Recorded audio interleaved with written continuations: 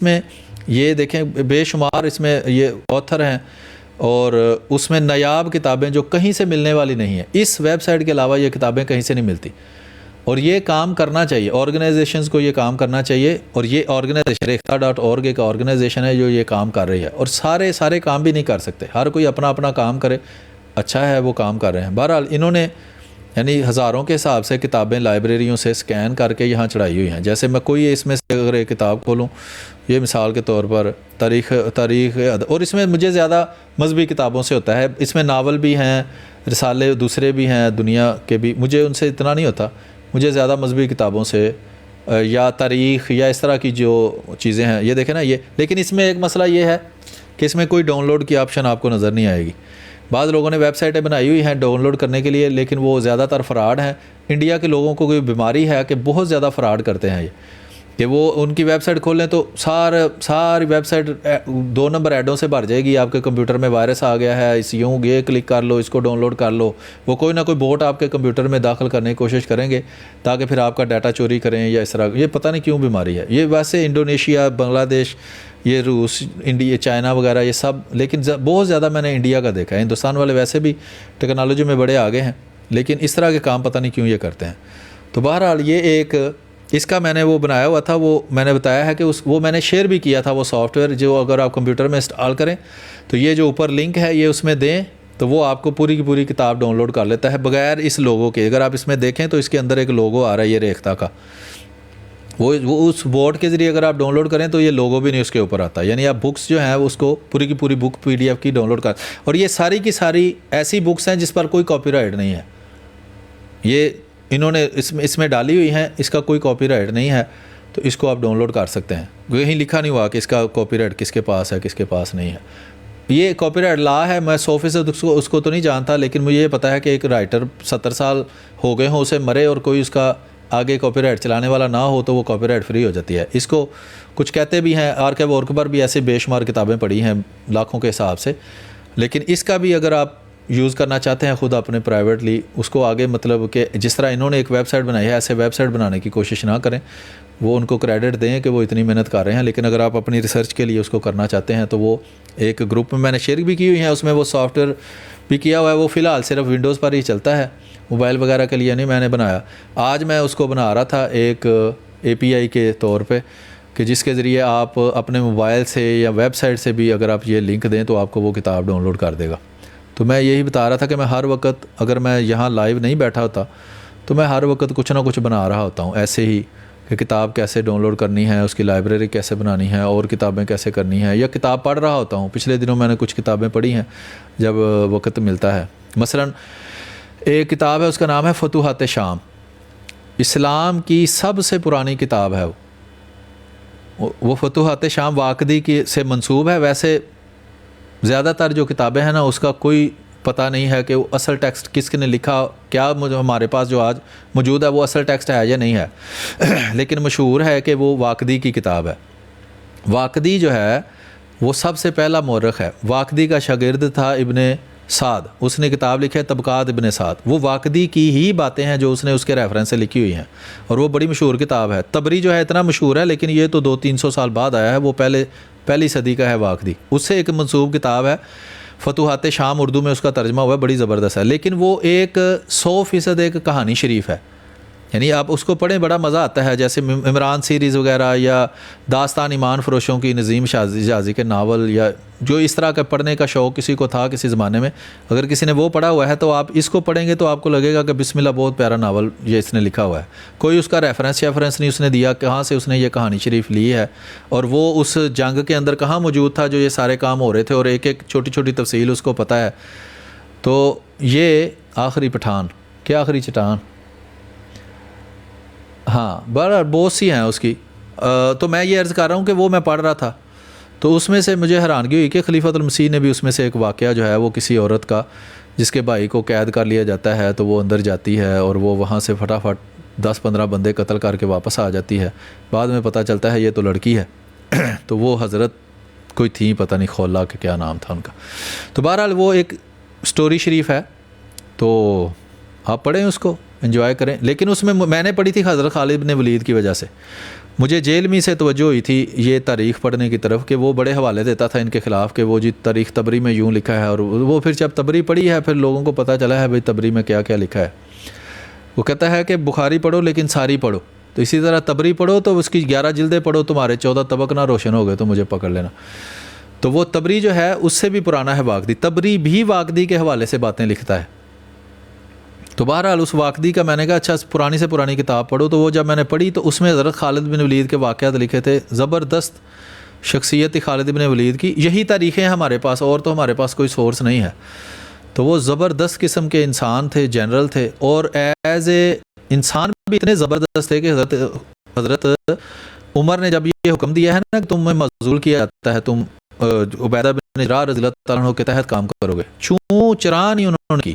حالانکہ اتنا زبردست جنرل جس نے جو سخت مزاج، حضرت عمر کے کزن تھے حضرت خالد بن ولید، اور بڑے ویسے سخت مزاج تھے، جنگجو تھے، جنرل تھے، لیکن ایک لفظ نہیں انہوں نے بولا. ایسے زبردست تابعدار تھے. تو وہ جب انہوں نے ان کو معزول کیا ہے کہ اب تم بالکل کسی فوجی مہم کا حصہ ہی نہیں بن سکتے فوجی کے طور پر بھی، تب یہ چپ کر کے سائڈ پہ ہو کر انہوں نے زندگی گزاری ہے اور اسی غلامی میں فوت ہو گئے. ایسی زبردست اطاعت تھی، اور یہی اطاعت تھی جس کی وجہ سے وہ کامیاب تھے. کہ ایک حکمران ہے، اور یہ میں نے نپولی بوناپارٹ کے بارے میں سنا تھا کہ کسی نے کہا جی تم چھوٹے سے ہو پدے سے، تو تمہاری دہشت کیوں ہے، کامیاب کیوں؟ تو اس نے کسی اپنے بندے کو پہاڑ پہ کھڑے کو اشارہ کیا تو وہ نیچے گر کے مر گیا. اس نے کہا یہ ہے میری کامیابی کہ لوگ میری ایسے اطاعت کرتے ہیں کہ اپنی جان کی پرواہ نہیں کرتے. تو یہ ہے کامیابی ان لوگوں کی. تو آج کل یہ جو لوگ جیلم اکیڈمی میں بیٹھ کر یا کہیں مدودی جیسا کسی کھڈ میں بیٹھ کر اس طرح کی عظیم لوگوں کے بارے میں بکواس کرتا ہے، تو وہ اپنی قبر ہی کالی کرتا ہے. اور ان کی کیا اوقات ان لوگوں کے سامنے جنہوں نے اپنی یہ ساری زندگی، ہر چیز، جوانی اور ہر چیز خدا کو دے دی. کہ خدا تعالیٰ کہتا ہے کہ ایک جہاد میں کوئی گیا ہے تو میں نے اسے بخش دیا ہے. کہ خدا تعالیٰ کی تو جان، جس جان سے زیادہ بھی عزیز کوئی چیز ہوتی ہے. جان اس نے ہتھیلی پر رکھ کر اللہ کے دین کی سربلندی کے لیے، وہ مسیلمہ کذاب ہے، 6 مسلمان جنرل مار دیے تھے اس نے اور وہ قابو نہیں آ رہا تھا. حضرت ابوبکر صدیق نے کہا خالد بن ولید کو وہاں سے یہاں پہنچو، اور اس نے تھوڑی سی فوج کے ساتھ اس کو اتنی بڑی فوج کو مارا، اور اس کے علاوہ باقی کے عرب کو فتح کیا، اور وہاں سے یہ عراق کے ساتھ ساتھ چلتا سارے علاقے اس نے فتح کیے ہیں. 50 جنگیں اس نے وہاں لڑی ہیں ان لوگوں سے. یہ سارا کوفہ بصرہ، یہ سارا عراق کے ساتھ کا علاقہ اس نے فتح کیا ہے. اور وہ اس میں لکھا ہوا ہے کہ 50 مار کے وہاں ہوئے ہیں، 50 میں اس نے مخالف جنرل کو للکارا ہے باہر نکل کے کہ میں اس فوج کا جنرل ہوں، تمہارا جنرل مجھ سے لڑے، میں مر گیا تو ہم جنگ ہار گئے.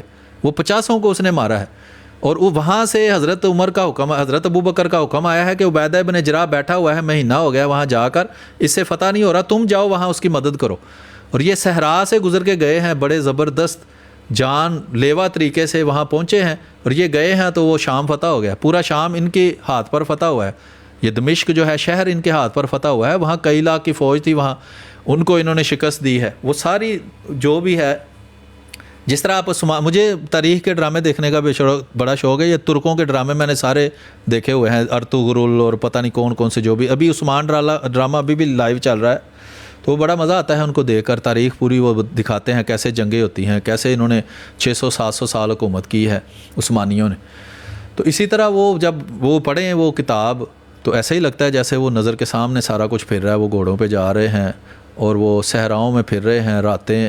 اور وہ لیکن وہ یہ ہے کہ تھوڑی سٹوری وہ اندر اپنی بنا لیتا ہے نا، جو ہوتا ہے نا کہانی گو، وہ اس کو تھوڑا بہت واقعات کا پتہ ہوتا ہے، باقی کی کہانی شریف وہ خود بنا لیتا ہے. یہ کوئی بھی رسالہ پڑھیں، یہ عثمان ڈرامہ بھی ایسا ہی ہے کہ جو تھوڑے بہت واقعات ان کو پتہ ہے اور باقی کی کہانی انہوں نے خود ڈال لی ہے اندر. تو یہ ڈرامہ بنانے والے کا کمال ہوتا ہے. تو یہ اس معذرت امیر بھائی، ماشاءاللہ تبری جو ہے نا ہم نے سنی، ہمیں پتہ ہی صرف جو ہے نا ٹک ٹاک کے اوپر آ کے آپ سے لگا ہے، ورنہ تو ہم تو وہ شیعہ نے جتنا تبری سے لیا وہ اپنے قائد، اور جیلمیوں نے جتنا لیا وہ اپنے قائد لے کے پھرتے تھے. تبری انصاف کے ساتھ جو ہے نا ٹک ٹاک کے اوپر آپ نے دکھایا کہ تبری جو طریقہ اس کا انصاف یہ ہے بیان کرنے کا. اگر ماننا ہے تو سب بزرگ نے ایک ہے، ورنہ کوئی بھی نہیں بچتا. جو تم یعنی کہ بچانے کی کوشش کر رہے ہو نا ایک کو بچتا، پھر وہ بھی نہیں ہے. تو یہ اس سے پہلے ہم نے ٹک ٹاک کے اوپر یا سوشل میڈیا کے اوپر تبری کا پتہ ہی نہیں تھا کسی کو. सिर्फ आपकी बदौलत अभी आपने 3 जिल्दें मुकम्मल की हैं, चौथी अभी शुरू की है, नहीं 3 जिल्दें तो मुकम्मल चीखें नहीं निकल की, गई हैं सिर्फ सब तीसरी की। जिल्द ही पड़ी है, पिछली जिल्दें नहीं पड़ी। जी वो सिर्फ हज़रत अली रज़ी अल्लाह ताला अन्हु का आखिरी दौर जब हज़रत उस्मान को शहीद किया गया और हज़रत उस्मान का दौर और हज़रत अली का दौर पड़ा है, यानी हज़रत उस्मान की शहादत वहाँ से लेकर वो तो 10 साल दौर है हज़रत उस्मान का, वो नहीं पड़ा सारा, सिर्फ हज़रत उस्मान का आखिरी दौर जब फितना शुरू हुआ है, क्योंकि जेल में जाहिल ने कहा था जी उसमें वो वलीद बिन उतबा का वाक़या लिखा है शराब पीने का, तो मैंने कहा अच्छा पढ़ते हैं क्या, तो उसमें उसने सारा कुछ लिखा हुआ है, उसमें उसने तबरी ने साफ लिखा है कि इसके बाद इसको धोखे से और झूठ बोलकर इसको फंसा कर वहाँ से निकलवाया गया है। ये कूफा वालों की आदत थी, वो अक्सर लोगों को ऐसे ही निकलवा दिया करते थे झूठा इल्ज़ाम लगाकर। तो बहरहाल उसका मुझे तो बड़ा फ़ायदा हुआ है, लोगों को भी उम्मीद है कि जिन्होंने सुना है कोई ना कोई फ़ायदा ज़रूर हुआ होगा। अस्सलाम वालेकुम मीर भाई, बात ये है कि इन्होंने अभी तारीख़ तबरी सुनी है, अभी ये तबक़ात इब्न साद, तारीख़ इब्न इसहाक़, तारीख़ इब्न हिशाम पढ़ेंगे तो इनके 14 तबक नहीं, फिर इनके 18 तबक भी रोशन हो जाएंगे। जी जी, जो 4 तबक रह जाते हैं ना वो भी रोशन हो जाएंगे, इन्होंने पढ़ी नहीं है वो। जी अस्सलाम वालेकुम मीर भाई, ये अपने खालिद बिन वलीद है, ये लड़का ना छोटा, ये अफगानिस्तान से हैं, तो इनका बड़ा शौक है, आपसे सलाम दुआ कर लेना ये। जी जी करें जी। जी अस्सलाम वालेकुम वरहमतुल्लाहि वालेकुम वबरकातुहू। ये सलाम। सब क्या हाल है? शुक्र अल्लाह का, आप सुना ठीक है। जी अल्हम्दुलिल्लाह मैं ठीक, बस मैं सिर्फ सलाम करने के लिए आया था, जज़ाक तो आपके सुनकर बहुत अच्छे लगते हैं। ठीक है, जज़ाक अल्लाह। आज राशिद भाई बड़े खामोश है। आज मीर साहब ने एक बात की कि साइंसदानों ने बड़ा काम किया है, वो बेचारे चांद पे चले गए, राशिद भाई मानने को तैयार नहीं है कि चांद पे गए। उसका कुछ मीर साहब अगर आप ये भी आप हाईलाइट कर देते हाँ, शरीफ ही है ना। हाँ जी, अगर आप ये भी हाईलाइट करते ना हमारे अहमदी भाइयों के लिए कि जितने भी ये आर्य धर्म वाले थे ना, आर्य धर्म वाले जो इतराज़ात करते थे और ये जो ईसाई इतराज़ात इंडिया में उस वक्त करते थे, वो तारीख़ इब्न इसहाक़, तारीख़ इब्न हिशाम, उससे तारीख़ तबरी और क्या नाम उनका तबक़ात इब्न साद से करते थे। और वहीं से फिर हज़रत मसीह मौऊद अलैहिस्सलाम ने कहा है कि हमारी कुतुब जो है वो तो है सही मुस्लिम, बुखारी और कुरान, वहाँ से साबित करो। तो और फिर ये जो आजकल मुल्ला कहते हैं ना कि तो हमारी कुतुब, वहाँ पे ऊपर साफ लिखा, उनसे कहे मौलवी साहब ऊपर पढ़ो, लिखा हुआ है यहाँ पे कुरान, मुस्लिम और सही बुखारी है। तो वो ये हमारे भाई जो है ना, इनको चाहिए कि थोड़ा सा अपने जो है ना अपने इल्म को बढ़ाएं, कोशिश किया कि खुद भी मुताला करें। मीर साहब जो है वो कब तक आप सामने पेश करेंगे? अब आपका भी हक बनता है इस बात पे, फिक्र ना आप करो, खुद भी हाला मुताला है करें। 20 साल और जब आप एडी भी छेती नहीं जाता मैं किधरे। सलीम भाई तुसी जड़ा जलसे दा खाना 20-30 साल खाना क्यों 20-30 साल ना खाइए जलसे दा, अपना ले आइए करी नाल। नहीं, अभी आगे एटम बम चल जाएंगे, फिर वो नहीं होंगे ये चीजें। बादशाह ने एटम बम जेब पाया ਹੁੰਦਾ ਜੀ ਹਮੇਸ਼ਾ ਉਹ ਕਹਿੰਦਾ ਜੇਬ 'ਚ ਸੇਬੇ ਵਾਲਾ ਬੰਬ ਰੱਖਿਆ ਸੀ, ਚੱਲ ਗਿਆ, ਕਹਿੰਦਾ ਕੋਈ ਨਹੀਂ ਗੱਲ, ਮੇਰੇ ਕੋਲ ਇੱਕ ਹੋਰ ਹੈ। ये भट्ट साहब को 101 का चढ़ावा चढ़ाया हुआ किसी ने, आगे कोई भरा भी नहीं रहा। भट्ट साहब जो कहते हैं ना वो भी सही कहते हैं। भट्ट साहब खुद अपने पास से कोई बात नहीं करते, वो बात करते हैं खुलाफा की और मसीह मौऊद अलैहिस्सलाम की। तो ये जंग तो लगी हुई है, आपके सामने है, और ये बात भी नहीं आ रहे यूरोप वाले इस जंग को पीछे करने से। हालांकि उसका एक ही मुतालबा है कि ये इसको यूरोपीय यूनियन में शामिल ना किया जाए या इसको नेटो में शामिल ना किया जाए, और उसका मुतालबा दुरुस्त है इस लिहाज से कि जब इन्होंने मुआहदा किया हुआ है तो ये मुआहदे के पास नहीं रखते ना, यही तो मसला है कि ये फसाद की जड़ खुद है। बहरहाल ये चलता रहेगा, जब जंग होगी तब देखी जाएगी। अभी तो जो जंग चल रही है उसकी बात करें, जब वो जंग होगी तब देखी जाएगी। जब जंग होगी तो फिर ये टिकटॉक का मौका ही मिलेगा इंशाल्लाह। तो बहरहाल नबी अकरम सल्लल्लाहु अलैहि वसल्लम हमेशा इस चीज़ से पनाह मांगते थे कि ये जो अज़ाब है ना, ये दांत निकालने के लिए अच्छा है कि जंग होगी और जंग होगी। जिन्होंने जंग देखी हुई है ना, उनसे पूछें जंग क्या होता है। आप गज़ा में जाएं किसी वक्त निकाल के खुशबू लगा के, और वहाँ देखें कि क्या हाल होता है जब जंग होती है। तो ये कोई ऐसी चीज़ नहीं है कि जिस पर खुश हुआ जाए, ये इंतहाई अफसोसनाक इंसानियत की ज़लालत है जंग। और जंग में कोई भी नहीं जीता, जंग में दोनों हारते हैं, کبھی جنگ نے کسی کو فائدہ نہیں دیا. یہ جو نہیں میرزا، اگر ایک انسان، وہ جو سارے لوگ ہیں بغیر گھر کے ہیں، ایک انسان اگر صرف گھر سے بھی اپنے باہر کھڑا ہو جائے نا، چابی اس کی نہیں ہو، تو اس کا دماغ پہ گھوڑے کھل جاتے ہیں کہ پتہ نہیں چلتا کیا ہوتا ہے نا مائنس. اس کو اگر آپ محسوس کریں نا، کبھی جا کر وہاں بیٹھیں کپڑے اتار کر، چلیں پہن کر بیٹھ جائیں میری طرف سے، کوئی نہیں بات، تو پتہ چل جائے گا کہ جو لوگ جب جنگ ہوتی ہے تو کیا حشر ہوتا ہے، جب کھانے کو نہیں ملتا. بچے، اپنے بچے سوچیں، گھر میں جو چھوٹے چھوٹے بچے پھر رہے ہیں نا، کہیں نظر آئیں آپ کو، کوئی بیٹے بیٹیاں بھتیجے، وہ آپ سوچیں کہ ان کی لاشیں پڑی ہوں اور بم سے پھٹے ہوں، وہ تو کیا حال ہوگا اس انسان کا جس نے وہ سارا کچھ دیکھا ہے. تو یہ کوئی اچھی چیز نہیں ہے، ان سے پناہ ہی مانگنی چاہیے. اللہ تعالیٰ ہدایت دے انسانیت کو. یہ انسان بن جائے تو بڑی بات ہے، مسلمان بننا تو بڑی دور کی بات ہے. اور مسلمان اسلام بھی یہی ہے کہ جنگ سے پناہ مانگو، جنگ نہیں ہونی چاہیے. اور اللہ تعالیٰ ہدایت دے سب کو. جو اب یہی اگر پاکستان کے لالچی لوگ بھی لالچ کے لیے یہ سارا کچھ کر رہے ہیں، یہی عالمی طاقتیں جو ہیں لالچ کے لیے یہ سارا کچھ کرتی ہیں، فساد کرتی ہیں. اور پتہ نہیں ایٹم بم جو ہے، اگر اتنا پاکستان میں جتنا مہنگا ان کے پاس ایٹم بم سنبھالنا ہے، اگر وہ عوام کی فلاح و بہبود پر خرچ کیا جائے تو میرا خیال ہے کہ پاکستان کو قرضے لینے کی بھی ضرورت نہ پڑے. تو لیکن یہ انسان ہے، انہوں نے مجھے لگتا ہے ایسے ہی رہنا ہے، اور اللہ ان کو ہدایت دے. تو یہ میں دکھا رہا تھا، یہ ہے فتوحات شام. تو یہ واقعی کی طرف منسوب ہے، اور اس کا ترجمہ کسی نے کیا ہے. یہ بھی بڑی خدمت ہے. یہ دارالترجمہ جو ہے نا، اپنی زبان میں کسی چیز کو ترجمہ کرنا، یہ بھی بڑی زبردست چیز ہے. اور میری نظر میں دارالترجمہ ہونا چاہیے. جو آرگنائزیشن ہے نا، اس کو اس طرح کے کام ضرور کرنے چاہیے. اور یہ جو کرتا ہے وہ بڑی مہربانی ہے اس کی. میں تو شکر گزار ہوں اس کے بندے کا کہ جس نے اس کو اس زبان میں ترجمہ کیا. اور وہ بندہ جو اس کو پڑھتا ہے، اس سے فیض اٹھاتا ہے، اس کو اجر ملتا ہے. اور سب کے لیے وہ جنت کا ایک حصہ موجود ہے جنہوں نے انسانیت کے لیے کچھ بھی کام کیا ہے. تو یہ بہرحال یہ اس کا ٹیکسٹ کہاں ہے، وہ درست ہے نہیں درست، یہ ایک الگ بحث. تبری بھی جو ہے وہ انگریزوں کی لائبریری سے ملی ہے، وہ اصلی ہے نقلی ہے، کوئی کسی کو کھ پتہ نہیں ہے. لیکن جو چیز موجود ہے وہ جس حالت میں ہے، ہم اسی پر جو ہے وہ اپنی گفتگو کی بنیاد رکھتے ہیں. جیسے جیلمی کہتا ہے تبری میں یہ لکھا ہے، ہم کہیں گے کہ بھئی جیلمی صاحب تبری میں یہ بھی لکھا ہے. میں نے آپ کو ویڈیو یہاں جیلمی کی دکھائی تھی کہ وہ محمد بن ابو بکر کو اور یہ جو دوسرے جو تھے فسادی وہاں موجود، ان کو بچانے کے لیے کہتا ہے جی وہ ابن ابی شیبہ میں کوئی روایت موجود نہیں ہے. بھئی میں نے خود اب میں کوئی ایسا انسان نہیں ہوں کہ میں نے ساری زندگی مدرسوں میں گزاری ہے، یہ وہ میں دنیا دار سا بندہ ہوں اور دنیا سیکھی ہے میں نے. اس کا مجھے شوق ہے اپنے گھر سے کہ ہمارے گھر میں نے ساری زندگی اپنے والد صاحب کو کتاب پڑھتے دیکھا ہے، میں نے کبھی ان کو خالی ہاتھ بیٹھے نہیں دیکھا. اور ہماری دیواریں الماریاں کتابوں سے بھری ہوئی تھیں.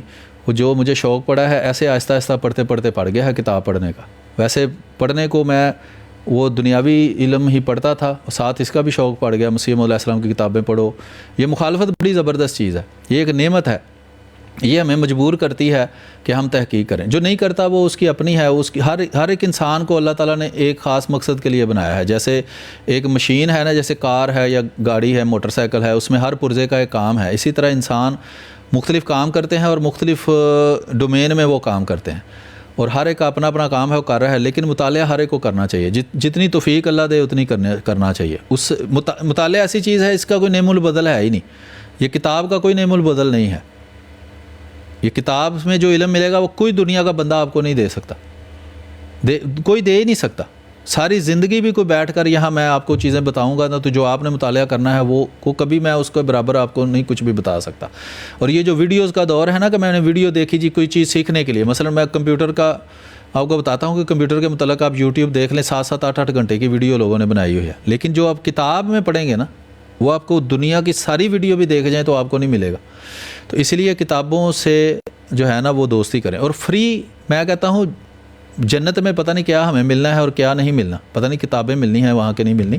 میں عرض کر رہا ہوں کہ یہ دنیا کی جنت ہے اس بندے کے لیے جو علم حاصل کرنا چاہتا ہے، کتاب. اور آج کا دور جب بلین کے حساب سے یہودیوں کو اللہ تعالیٰ اس کا اجر ضرور دے گا کہ انہوں نے علم کو ہمارے لیے اتنا آسان کر دیا ہے. اور سب نے مل کر، کسی کرسچن نے، عیسائی نے، یہودی نے، جس نے بھی اس میں مدد کی ہے کہ علم کو عام کیا ہے.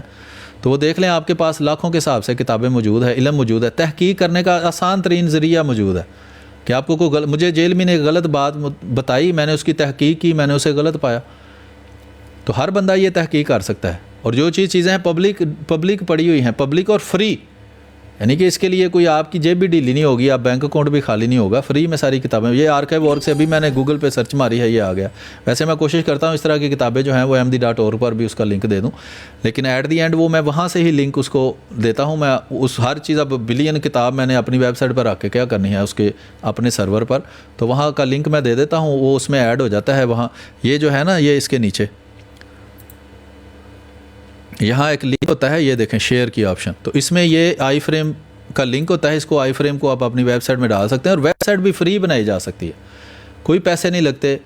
یہ ورڈ پریس والے اور یہ گوگل والے یہ فری آپ کو وہ دیتے ہیں, وہ اس میں آپ ڈال سکتے ہیں اپنے شوق سے. ایم ٹی اے کی جو ہے نا سٹریم, میں نے وہ پکڑ کر اس کو میں نے فری اس طرح مختلف فورمز پر, بلاگز پر ادھر ادھر ڈالتا رہتا ہوں میں, کہ وہ جو ہر چیز کو بلاک نہیں کیا جا سکتے. پاکستان والے بیوقوف ہیں جو سمجھتے ہیں کہ یہ آنکھیں بند کرنے سے دنیا غائب ہو جائے گی. کسی چیز کو آپ بلاک نہیں کر سکتے, اس کا کوئی نہ کوئی راستہ موجود رہے گا, اور دریا اپنا راستہ بنانا جانتا ہے, وہ اپنا راستہ بنائے گا, اس کو آپ روک نہیں سکتے. یہ بیوقوف ہے جو بندہ کہتا ہے کہ میں دوسرے کی علم کو بند کر کے تو اپنا جادو منتر چلا لوں گا. ہاں, بیوقوف کو بیوقوف بنایا جا سکتا ہے, وہ پہلے ہی بیوقوف ہے, اس کو کوئی اور بنا رہا ہے, آپ بھی بنائیں. لیکن جو باشعور بندہ ہے, جو کچھ سیکھنا چاہتا ہے, تحقیق کر کے, تحقیق کہتے ہیں حق کو ڈھونڈنے کی کوشش. سچ کیا ہے وہ میں نے ماننا ہے, وہ میں نے کسی کی بات نہیں ماننی. ٹھیک ہے جی, جو بات کرتا ہے میں اس کی تحقیق کروں گا, صحیح ہوگی تو مانوں گا, نہیں ہوگی تو نہیں مانوں گا. قیامت والے دن مجھے پھائے لگا دو یا مجھے جہنم میں بھیجو, مجھے کوئی اس چیز کی پرواہ نہیں ہے. میں نے تحقیق کرنی ہے, صحیح ہے تو مانوں گا, نہیں ہوگی تو نہیں مانوں گا. اور یہی مجھ پر فرض ہے کہ میری ہمت, کوشش, عقل, شعور کے مطابق جتنی مجھ میں ہمت ہے میں تحقیق کروں گا. اگر کوئی نہیں کرتا تو یہ وہ ہے جس کے بارے میں اللہ تعالیٰ کہتا ہے تمہیں عقل دے کے بھیجا تھا, تم نے استعمال نہیں کی, چلو جہنم میں. لیکن ایک بندہ کوشش کرتا ہے, جس طرح ہم دوسروں پر حجت تمام کرتے ہیں نا, اپنے اوپر بھی میں نے حجت تمام کرنی ہے کہ میں نے جو ماننا ہے میں نے اس کے بارے میں تحقیق کی ہے. نہیں کی تو میں کہتا ہوں کہ وہ بڑا پکا مومن بھی ہوگا تو اللہ پوچھے گا بھی تم نے تحقیق کے بغیر ہی سارا کچھ ماننا ہے. ایسے ہی وہ کرسچن تحقیق کے بغیر مان رہا ہے کہ یسوع خدا ہے, ہندو مان رہا ہے کہ پتھر خدا ہے, دہریہ مان رہا ہے کہ کچھ بھی نہیں ہے. تو جو تحقیق کرتا ہے اس کے بعد وہ کسی غلط نتیجے پر بھی پہنچتا ہے تو اللہ کے سامنے کہے گا بھی میری عقل شعور جتنا تھا میں نے سوچا سمجھا, نہیں سمجھ آئی, اب مجھے جہنم میں بھیجنا ہے تو بھیجو. اب اس کا کیا, وہ کیا کر سکتا ہے اس سے زیادہ. تو تحقیق کریں, اور اس کا بہت اللہ تعالیٰ نے آپ کو آسان اس وقت کر دیا ہوا ہے تحقیق کرنا. اور جو اب بھی نہیں کرتا تو پھر ٹھیک ہے, اس کی مرضی ہے, پھر بھی وہ نہیں کرتا تو نہ کرے. تو یہ آپ دیکھ سکتے ہیں کہ السلام علیکم میر صاحب. وعلیکم السلام جی, کیا حال ہے؟ ماشاءاللہ کافی دنوں کے بعد آپ کو سننے کو ملے ہیں آپ. شکر ہے جی, ٹھیک ٹھاک. کل نا میں آج چلے دوسرا دن ہو گیا, کل کی بات کر رہا ہوں. تو یہ ایک مولوی صاحب ہیں, کافی بڑے, لمبی لمبی داڑھی ہے ان کی, سارے خیر جانتے ہیں انہیں, وہ پنجابی میں نعتیں پڑھتے ہیں مدینے کے اوپر نا. اچھا جی. تو ختم نبوت کا نعرہ لگا رہے تھے. وہ ایک علی نام کا بابا نہیں, جرمنی میں ہی ہوتا ہے, کبھی وہ شیعہ کہتا ہے, کبھی کہتا ہے میں سنی ہوں, احمدیوں کی براٹوں میں بیٹھتا ہے. آپ کے پاس بھی آتا رہا ہے پہلے, میرے پاس بھی بیٹھتا رہا ہے وہ. تو وہ اوپر گیا تو وہ باتیں ان کو کر رہا تھا, تو اسے وہ مولوی صاحب کہتے ہیں جی یہ تو مرزائی ہے, اور ختم نبوت کے نعرے لگانے لگ گئے. میں نا کال ڈالی اسی ٹائم, مجھے تو نہیں اٹھایا, پھر میں نے نا پھول چھول مارے 2-4, تو پھر مجھے اٹھا لیا. انہوں نے نعت شاید پڑھ لی مولوی صاحب نے. تو پھر میں نے کہا بھائی میں احمدی ہوں تو رسول اللہ صلی اللہ علیہ وسلم کو سب سے پہلے مانتا ہوں, مسلمان ہوں ان کو مان کے, اس کے بعد میں حضرت مسیح موعود کو مانتا ہوں, امام مہدی, اور رسول اللہ صلی اللہ علیہ وسلم کی وجہ سے ہی مانتا ہوں. وہ ایک بولا, وہ کہتا ہے جی رسول اللہ صلی اللہ علیہ وسلم تو خاتم النبیین ہے. تو میں بھائی ہم بھی تو خاتم النبیین کہتے ہیں, ہم کیوں کون سا نہیں کہتے. اور نہیں آپ لوگ نہیں کہتے ہو, میں بھی کہتا ہوں, میں جو کہہ رہا ہوں کہ خاتم النبیین کہتے ہیں ہم, میں مانتا ہوں خاتم النبیین ہے. تو بس اتنی سی بات ہوئی ہے, مجھے بڑی اسکرین کے پہ کر کے وہ فٹافٹ بلاک کر دیا نا, 2 منٹ لگائے. یہ تو ان کے حالات ہیں. یعنی ہمارے جو احمدی بالکل پڑھے نہیں ہیں نا, ان کو بھی یہ جواب نہیں دے سکتے. آخر اس نے یہی آپشن لگایا کہ مجھے بلاک کر دیا. صحیح ہے. تو ادھر اتنی براڈیں ہیں, اب دوسری براڈ پہ جا کر. السلام علیکم ورحمۃ اللہ وبرکاتہ. سب بھائیوں جی, میر صاحب خیریت سے ہیں؟ شکر اللہ کا, آپ سنائیں ٹھیک ہے جی, شکر الحمدللہ. محمود بھائی تو ویسے فون کر لیندے نا, ਤੇ ਅੱਜ ਇਹਨਾਂ ਨਹੀਂ ਫੋਨ ਕਰਕੇ ਦੱਸਿਆ ਮੈਨੂੰ ਸ਼ਿਕਵਾ ਹੈ महमूद भाई ਤੁਹਾਡੇ ਤੇ आपका नंबर नहीं मिल रहा था, मैंने आपको किया है। असल में जो आपने इनको अनार खाने का बोला था, कद्दू का पानी, उसको पी के बेहोश हो गए थे। अच्छा ठीक। नहीं आज मेरी वैसे ही तबीयत खराब थी, मैं तकरीबन 8 बजे के करीब सो गया, तो अभी यकदम आँख खुली है तो बाहर आके बैठा हूँ गाड़ी में। तस्लीम भाई आपकी वसात से इस वक्त माशाल्लाह 151 जो है हमारे यूजर बैठे हैं नीचे, और बाकी कोनो खुदरों में ये जो राजा नज़ीर क्या नाम है, अमन नज़ीर और राजा जवेद से भी कोनो खुदरों में ज़रूर बैठे सुन रहे होंगे। भैया आपको हम दोबारा जो है वो दावत देते हैं। मैं चैलेंज की बात, हम कभी भी चैलेंज की बात नहीं करते, हम कहते दावत देते हैं। आइए कोशिश करते हैं हम जो अधूरी और नाकस जो असम्बली की जो आप लेके आते हैं वो पेश करते हैं, और आपके मुताबिक वो उसका वो पेश करते हैं, आप उसको तो आए हमारे साथ बैठें, हम उसको पढ़ेंगे, हम अपना हिस्सा पढ़ेंगे, आप अपना हिस्सा पढ़ें, हम आपको बताएंगे कि हमारे काबरीन ने क्या जवाब दिया और आपके काबरीन ने कहाँ कहाँ से जूते खाए हैं। लेकिन उससे पहले हम ये जो मनीर इंक्वायरी रिपोर्ट है उस पे तबसरा, उस पे हम दोनों मिलकर उसको पढ़ेंगे। आप अपना हिस्सा पढ़ें, हम अपना हिस्सा पढ़ेंगे, या जो एक सफ़ा कर लें, जिस तरह भी कर लें। आइए दुनिया को दिखाइए कि आप सच्चे हैं, ये कौन सच्चा है। अगर कोई हिम्मत है, अगर आपके पाँव में दम है, आपके टांगों में दम है, तो आइए मैदान में। हम आपको दावत देते हैं इस बात की। मीर सलीम भाई बैठे हैं, मैं बैठा हूँ, हमारे इमरान कालू साहब हैं, और जिसने भी बात करनी हो हम हाजिर हैं आपकी खिदमत में। जब भी आपका दिल करे आप आइए, हम आपको वार्म वेलकम करेंगे। साथ में टी और कॉफी भी जो है वो आपको टायर बेच कितों आ गए ने एकदम मेरा बिजनेस है ना यार, ना करा करो सी भाई। ठीक है, मैंने टी और कॉफी भी मुझे सब कंपनी दी अच्छा भी कर रहे। अच्छा मीर साहब, आपने भी एक बात की है कि किताबें पढ़ना जो है, जैसे अभी आपने कंप्यूटर का बताया कि आप यानी कि तो क्लिप्स भी देख लो तो आप इतना नहीं सीखोगे, ये आप अपना जाती वो बता रहे हैं कि आप इसकी रीजन क्या है। मैं तो समझता हूँ, एक एग्जांपल दे रहा हूँ कि वीडियो देखना जो है एक एग्जांपल है कंप्यूटिंग के लिए, वो ज्यादा कारआमद है। आप कह रहे हैं कि बुक से अगर कौन कहाँ देखेंगे आप वीडियो। मैंने जो भी वीडियोस फोरम्स हैं ना सीखने के लिए कंप्यूटर के मिसाल के तौर पर सारे मैं जानता हूँ। सबसे ज़्यादा मवाद यूट्यूब पर है। मसलन यूट्यूब पर एक मौजू पर 8-8 घंटे की वीडियो फ्री में अगलों ने बनाई हुई है। उस 8 घंटे को अगर आप किसी से ख़रीदेंगे ना तो उसके अच्छे भले पैसे लगते हैं, या किसी उस्ताद से सीखेंगे तो लगते हैं। लेकिन उस 8 घंटे, मैं कहता हूँ 80 घंटे की वीडियो भी देख लें, वो सारा कुछ कभी भी वो आपको नहीं बता सकता जो एक किताब में उसी मौजू पर लिखा होगा। आप कोई तजर्बा कर लें, कोई एक मौजू पकड़ लें, उसमें जो वीडियो दुनिया में आपको मिलती है देख लें, उसके बाद एक किताब पकड़ें, उस किताब को देखें कि उसमें कितना मवाद, वो दे ही नहीं सकता। मुमकिन ही नहीं है कि एक 600 सफ़े की किताब है एक मौजू पर, वो कौन आपको पढ़ के सुनाएगा भी यूट्यूब पर।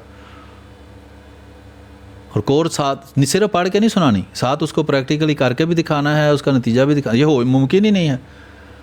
तो कोई दुनिया का मौजू है, मैं मज़हब पर आप समझ लें, ख़त्म नबूवत पर आप समझ लें, कौन आपको ख़त्म नबूवत का सारा मौजू जो है वो वीडियोज़ में बताएगा भाई।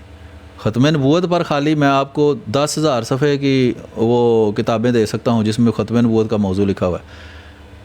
जमात अहमदिया की मुखालफत में 62 जिल्दों पर एहतसाब कादियानियत है। कौन बताएगा भी गैर अहमदी ये 62 सफ़े में 62 जिल्दों के अंदर जो हज़ारों सफ़ात हैं, कोई बता सकता है किसी वेबसाइट पर, किसी फोरम पर बैठकर? वो खाना पीना हर चीज़ सोना छोड़कर दिन रात भी ये काम करे तो नहीं कर सकता। किताब किताब होती है, किताब का कोई निमुल बदल नहीं है। ये चीज़ें आपको उसका ख़ुलासा बता सकती हैं, वजाहत बता सकती हैं, उसको समझा सकती हैं, लेकिन एक एक लफ्ज़ उसका वैसे तो नहीं बता सकती जैसे किताब में लिखा हुआ। जी मैं ना अपना महमूद भाई, ये जो मीर साहब ने कहा ना, मैं इसकी बात की तायीद करता हूँ। जब हम लोग स्टडी में करते थे ना, तो हमारा एक वो छोटा सा पीरियड होता था, उस पीरियड या जो छोटा सब्जेक्ट है बिजनेस, तो उसमें यही कहा गया था तो जो कामयाब बिजनेस ना वो टीवी नहीं देखते, वो किताब पढ़ते हैं। उसकी वजह होती है कि जब आप किताब पढ़ते हैं तो आपके दिमाग में वो एक चीज़ नक्श होती है, और जब कोई आपके साथ बात करता है तो आपके ज़हन में उस वक्त आता है यार मैंने ये यहाँ पे मैंने पढ़ी थी। اور یاد رکھیے جو بھی ہم حوالہ دیتے ہیں نا کتابوں سے, کبھی آپ نے آج تک دیکھا ہے کہ ہم یوٹیوب سے حوالہ دے رہے ہوں کہ یار یہ یوٹیوب پہ ویڈیو دیکھ لو, یہ ہم حوالہ دیں. ہم جب بھی دیتے ہیں حوالہ کس کا دیتے ہیں؟ کتاب کا. تو کتاب پڑھنا بہت ضروری ہے, اور امیر آدمی جو ہے وہ کتاب پڑھتا ہے, اچھا بزنس مین جو ہے وہ کتاب پڑھتا ہے, ٹی وی نہیں دیکھتا. اچھا سبحان بھائی, یہ جو جرمن قوم ہے نا یہ بہت زیادہ کتابیں پڑھتی ہے. اس میں انہیں دیکھ لیں, میں اوبر میں دیکھوں تو کتابیں پڑھ رہے ہوتے ہیں. انڈر گراؤنڈ جو گاڑی ہے یا جو اوپر گاڑی S1 چل رہی ہوتی ہے اس میں بھی کتابیں, بس میں کتابیں, یعنی ہر ٹائم یہ جرمن قوم کتابیں ہی پڑھتی. میں دیکھتا ہوں اکثر لوگوں کو نا, اکثریت کو. جٹ بھائی میری اسٹوڈیم جو ہے وہ جرمن میں ہی ہے, اس لیے میں نے یہ بات کی تھی, نہیں تو میں شاید اس سے نہ بات کر. اگر میں پاکستان سے پڑھا لکھا تو شاید میں یہ بات نہ کرتا. ایڈا بھی نہیں گیا گزرا پاکستان, کنی محبت جا کی نہیں. ویسے یہ بات ہے کہ پاکستان میں بھی کتابیں ہیں, ٹھیک ہے جی, پڑھنے والے ہونے چاہیے. لاکھوں کے حساب سے کتابیں لائبریریوں میں سڑ رہی ہیں, جالے لگے ہوئے ہیں. میں جب غیر احمدیوں کی لائبریری میں جاتا تھا نا, بریلوی, دیوبندی, وہابی, کوئی نہیں میں نے چھوڑا. جو ہمارے گھر میں بھی جتنی کتابیں تھیں, اب ساری دنیا کی کتابیں تو نہیں وہاں ہو سکتی, تو میں جاتا تھا ہر ایک مسجدوں میں لائبریری ہوتی تھی. وہ لائبریری کو پوچھتا تھا مولوی صاحب سے یا جو وہاں بندہ ہوتا تھا کہ بھائی لائبریری تمہاری کدھر ہے؟ ادھر ہے جی. وہ دیکھا تو جالے لگے ہوئے ہیں, وہاں نمازی ہیں, وہاں ہزاروں لاکھوں 26 کروڑ بندہ ہے, لیکن کتاب کو ہاتھ لگانے والا کوئی نہیں. نصاب کی کتاب کوئی نہیں پڑھتا. نصاب کی کتاب بھی پڑھتے ہیں تو ماسٹر جی کہتے ہیں بھئی اتھوں لے کے تو تک نشان لا لو, یہ ہونا ہے پیپر. تو کتاب نصاب کی بھی بسم اللہ کی بے سے والناس کی سین تک کوئی نہیں پڑھتا. تو وہ کتابیں کس نے پڑھنی ہیں جو لائبریری میں پڑھی ہیں؟ شاذ و نادر ہی کوئی بندہ ہے جو پڑھتا ہے. لیکن جو پڑھے گا اس کا علم زیادہ ہو جائے, اس کو زیادہ معلومات ہوں گی. جیسے میں نے اس دن بھی کہا تھا, دوبارہ میں کہہ دیتا ہوں کہ اگر جماعت احمدیہ کی کتابیں کوئی غیر احمدی پڑھے گا تو جو احمدی کتاب جس نے نہیں پڑھی, جس کا مطالعہ نہیں ہے, وہ اس کے سامنے یا تو چپ رہے گا, غلط باتیں کرنے سے بہتر ہے چپ رہو, یا وہ کیا کرے گا, وہ عجیب و غریب باتیں کرے گا جس کا کوئی سر نہیں ہے, کوئی پاؤں نہیں ہے, کیونکہ اپنا مطالعہ ہی نہیں ہے. اور یہ غلط فہمی پیدا کر دینا جی احمدی کے بچے سے بھی غیر احمدی بات نہیں کر سکتا, یہ درست نہیں ہے. جو بھی آپ کی کتابوں کا, جیسے میں اگر بریلویوں کی کتابوں کا بریلویوں سے زیادہ مطالعہ کر لوں اور بریلوی میرے ساتھ بات کرے, بے شک وہ مولوی ہو, مولوی جو ہوتا ہے نا 7 سال وہ پڑھتا ہے, لیکن اس کا ایک پیٹ نصاب ہوتا ہے, وہ اس نے پڑھا ہوا ہے. میرے پاس ابھی بھی فیس بک پر ویڈیوز موجود ہیں کہ ادھر کل پرسوں بھی ایسے بات ہوئی ہے, 7 سال بندہ پڑھ کے قرآن, حدیث, عربی, منطق, وہ بے شمار علم ہے. میں نے ادھر وہ ساری اکٹھی کی ہوئی ہیں کتابیں, اس کے انڈیکسز بنائے ہوئے ہیں جو درس نظامی میں ساری کتابیں پڑھائی جاتی ہیں. وہ آپ کی سوچ ہے کہ کس قدر علم ان کو پڑھایا جاتا ہے, لیکن ایٹ دی اینڈ جب وہ 7 سال لگا کر باہر نکلتا ہے تو اس کے پاس کچھ بھی نہیں ہوتا. وہ علم جو وہاں اس نے سیکھا ہے نا, وہ پریکٹیکلی جب وہ اس کو پیش کرنے کی کوشش کرتا ہے, اس کے پاس اس موضوع کے متعلق کچھ نہیں ہوتا. اللہ یاری کے پاس بے انتہا علم ہے, عربی زبردست اس کو آتی ہے, فارسی اس کو زبردست آتی ہے, بے انتہا اس کا مطالعہ ہے. اس کا موضوع ہے حضرت عثمان, حضرت عمر, حضرت ابوبکر, حضرت عائشہ, حفصہ کے خلاف کوئی بات کرنا. ختم نبوت اس کا موضوع نہیں ہے, وفات مسیح اس کا موضوع نہیں ہے, نہ اس نے اس پر تحقیق کی ہے, نہ غور کیا ہے, نہ سوچا ہے. وہ کسی پڑھے لکھے احمدی سے جس نے تحقیق کی ہوئی ہے بات کرنے کے قابل ہی نہیں ہے, اس لیے اس کا موضوع ہی نہیں ہے. وہ جب بھی کسی سے بات کرے گا وہ یاویاں مارے گا, یعنی کہ فضول گفتگو کرے گا جس کا کوئی سار پاؤ نہیں ہوگا. تو یہ ہے حقیقت. تو وہ پاکستان کے اندر علم بے انتہا ہے, پڑھنے والے کم ہیں, جو پڑھتے بھی ہیں وہ بھی پتہ نہیں کیسے پڑھتے ہیں اس کو. مثلا جو مولوی ہے وہ مولوی بن جاتا ہے, اس نے وہ صحیح مسلم بخاری کا مطالعہ کیا ہوتا ہے, عربی اس کو آتی ہے, منطق فلسفہ اس نے پڑھا ہوتا ہے, لیکن پریکٹیکلی جب اس کے ایک خاص موضوع پر گفتگو ہو وہ اس پر گفتگو نہیں کر سکتا جب تک خاص اس موضوع کے متعلق وہ تحقیق نہ کرے. اور جب بھی اس کے متعلق وہ تحقیق کرے گا کوئی کر نہیں. میں کہتا ہوں یہ ناممکن ہے. یہ کوئی جو دعویٰ کرے نا, اس کا دعویٰ سننے سے پہلے جھوٹا ہے. کہ جو یہ کہے کہ میں 72 فرقوں کی ختم نبوت کو یا 72 فرقوں کے عقائد کو اسلام ثابت کر سکتا ہوں, یہ دعویٰ ہی غلط ہے.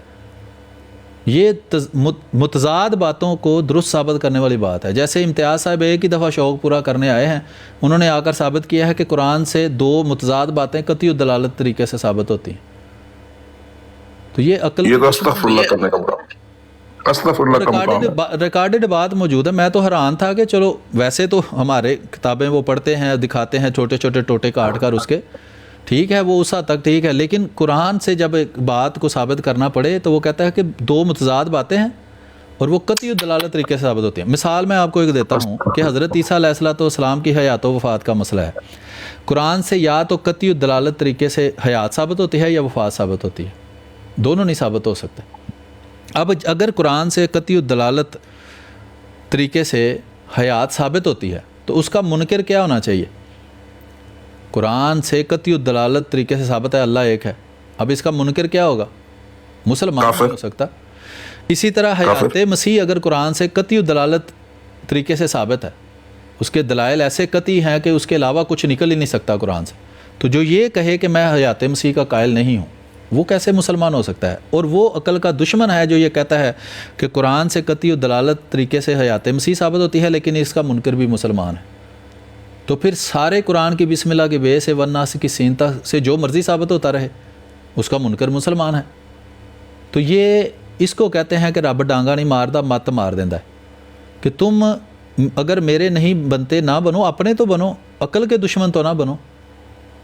کہ اگر میں کہتا ہوں کہ قرآن سے نبوت جاری ثابت ہوتی ہے، میں جاری مانتا ہوں، جو نہیں مانتا وہ حقیقی مسلمان نہیں ہو سکتا.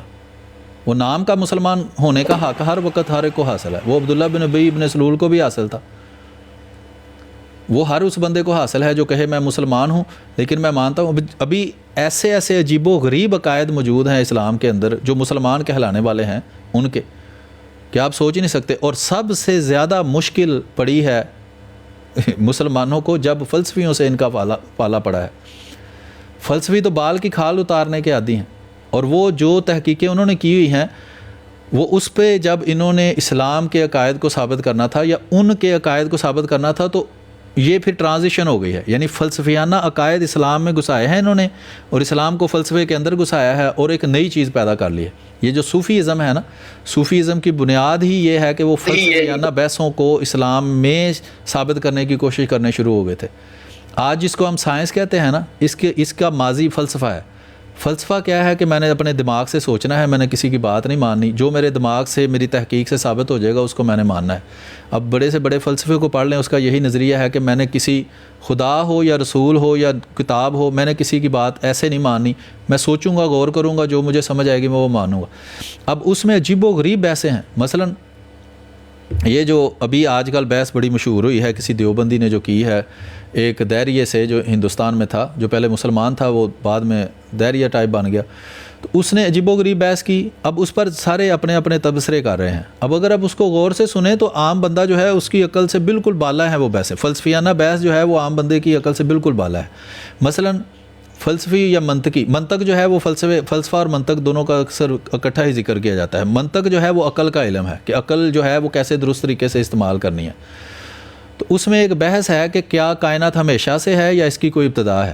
اس میں انہوں نے ایک اصول بنایا ہے کہ جو چیز ہمیشہ سے ہے وہ ہمیشہ رہے گی، جس چیز کی کوئی ابتدا ہے اس کی کوئی انتہا بھی ہوگی. اب اس بحث میں، اور دوسرا ان کا یہ ہے کہ ایک کاز اینڈ ایفیکٹ ہے کہ ایک مثلا میں ہوں، میں کسی وجہ سے ہوں، میرا والد تھا اس لیے میں ہوں. والد کیوں تھا؟ کیونکہ اس کا بھی والد تھا. وہ کہتے ہیں کہ یہ انفینٹ نہیں ہو سکتا سلسلہ، اس کی کوئی نہ کوئی ابتدا ہونی چاہیے. اگر اس کی ابتدا ہے تو اس کی انتہا بھی ہوگی. اب اس کی اگر ابتدا ہے تو کوئی چیز، اگر میں کسی چیز کو کریٹ کرتا ہوں تو مجھے کس نے کریٹ کیا ہے. اب ایٹ دی اینڈ آپ کو کہیں رکنا پڑے گا. یہ فلسفیوں نے نتیجہ نکالا کہ ہم یہ نہیں کہہ سکتے کہ یہ ان لمیٹڈ سلسلہ ہے اور یہ کبھی شروع ہی نہیں ہوا. وہ کہتے ہیں کہیں سے تو شروع ہوا ہے، کیونکہ کوئی چیز اپنے آپ کو خود کریٹ نہیں کر سکتی. اب ان بحثوں کو جب مسلمانوں کے ساتھ ان کا پالا پڑا ہے، اور یہ سادہ قرآن پڑھو، اس میں لکھا ہے جی آپ نماز پڑھو، وضو اس طرح کرو اور اچھے کام کرو، ثواب کا کام کرو، یہ تو ٹھیک تھا، ایک سادہ سلسلہ چل رہا تھا.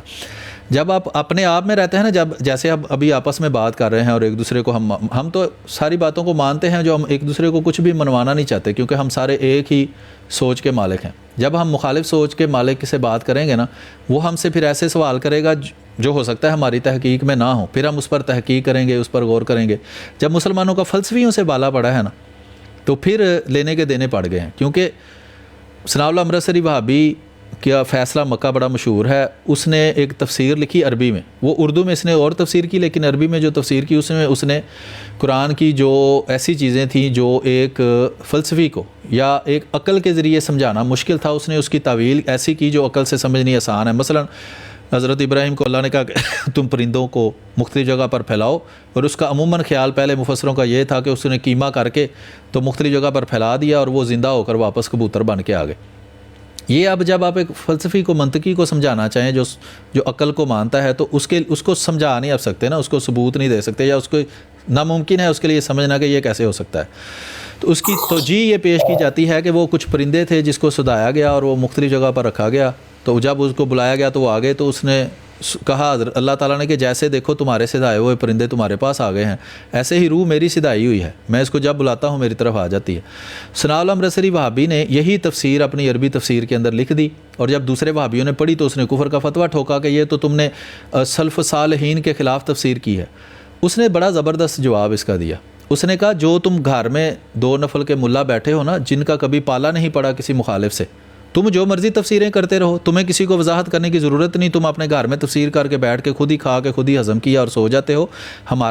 میں مناظر ہوں اور میں نے لوگوں کو بات سمجھانی ہوتی ہے جو مخالف بیٹھا ہوتا ہے، تو وہ اس طرح کی بات ماننے کے لیے تیار نہیں، اس کی کوئی معقول توجیہ موجود نہیں ہے، تو میں نے ایسی بات کی ہے جب مناظرہ نہ گفتگو ہو تو اس میں یہ پیش کریں، تو کم از کم عام فہم جو لوگ ہیں ان کو اس کے سامنے شرمندگی نہیں ہوتی کہ بات سمجھانی آسان ہو جاتی ہے۔ تو یہ فرق ہے خود اپنے آپ کسی چیز کو ماننے سے اور کسی کے سامنے کوئی بات منوانے سے جو بالکل اور خیالات کا ہو۔ یہی فلسفیوں کے سامنے جب مسلمانوں کو مسئلہ پڑا تو یہ جو غزالی ہے یا جو امام سیوطی ہیں یا ابن عربی ہے، اس طرح کے لوگوں کی اگر آپ تفصیل سے پڑھیں نا، تو انہوں نے اسلام کو ایسا اڑایا ہے اس کی، جیسے وہ ہوتا ہے نا وہ جہاں وہ روحوں کو پنج رہے ہوتے ہیں کہ روحوں کو وہ مار رہے ہوتے ہیں، کبھی آپ اس دکان کے پاس سے گزرے نا تو ہر طرف روح ہی روح ہوتا ہے، آسمانوں میں روح اڑ رہا ہوتا ہے، کیونکہ وہ اس کو پھینٹ رہے ہوتے ہیں اور وہ روح چھوٹا چھوٹا ہر طرف اڑ رہا ہوتا ہے۔ تو ایسے انہوں نے پھر اسلام کو اڑایا ہے ان سب لوگوں نے۔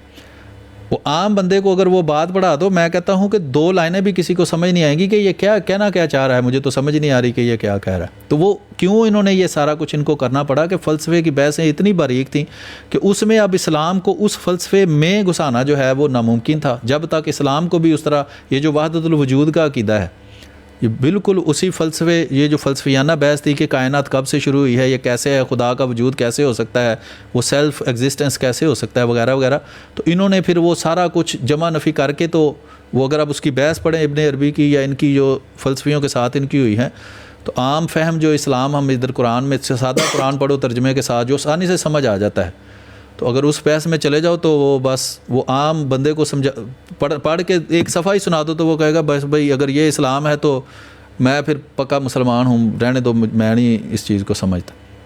وہ کبھی ایک صفحہ میں آپ کو پڑھ کے سناؤں گا کہ یہ ہے فلسفیانہ بحث میں جب بندہ پڑھتا ہے نا، فلسفیوں کے ساتھ جب واسطہ پڑھتا ہے تو یہ وہ پیش کرتا ہے آپ کے سامنے، پھر اس کے نتیجے میں یہ نکل کے آتا ہے باہر۔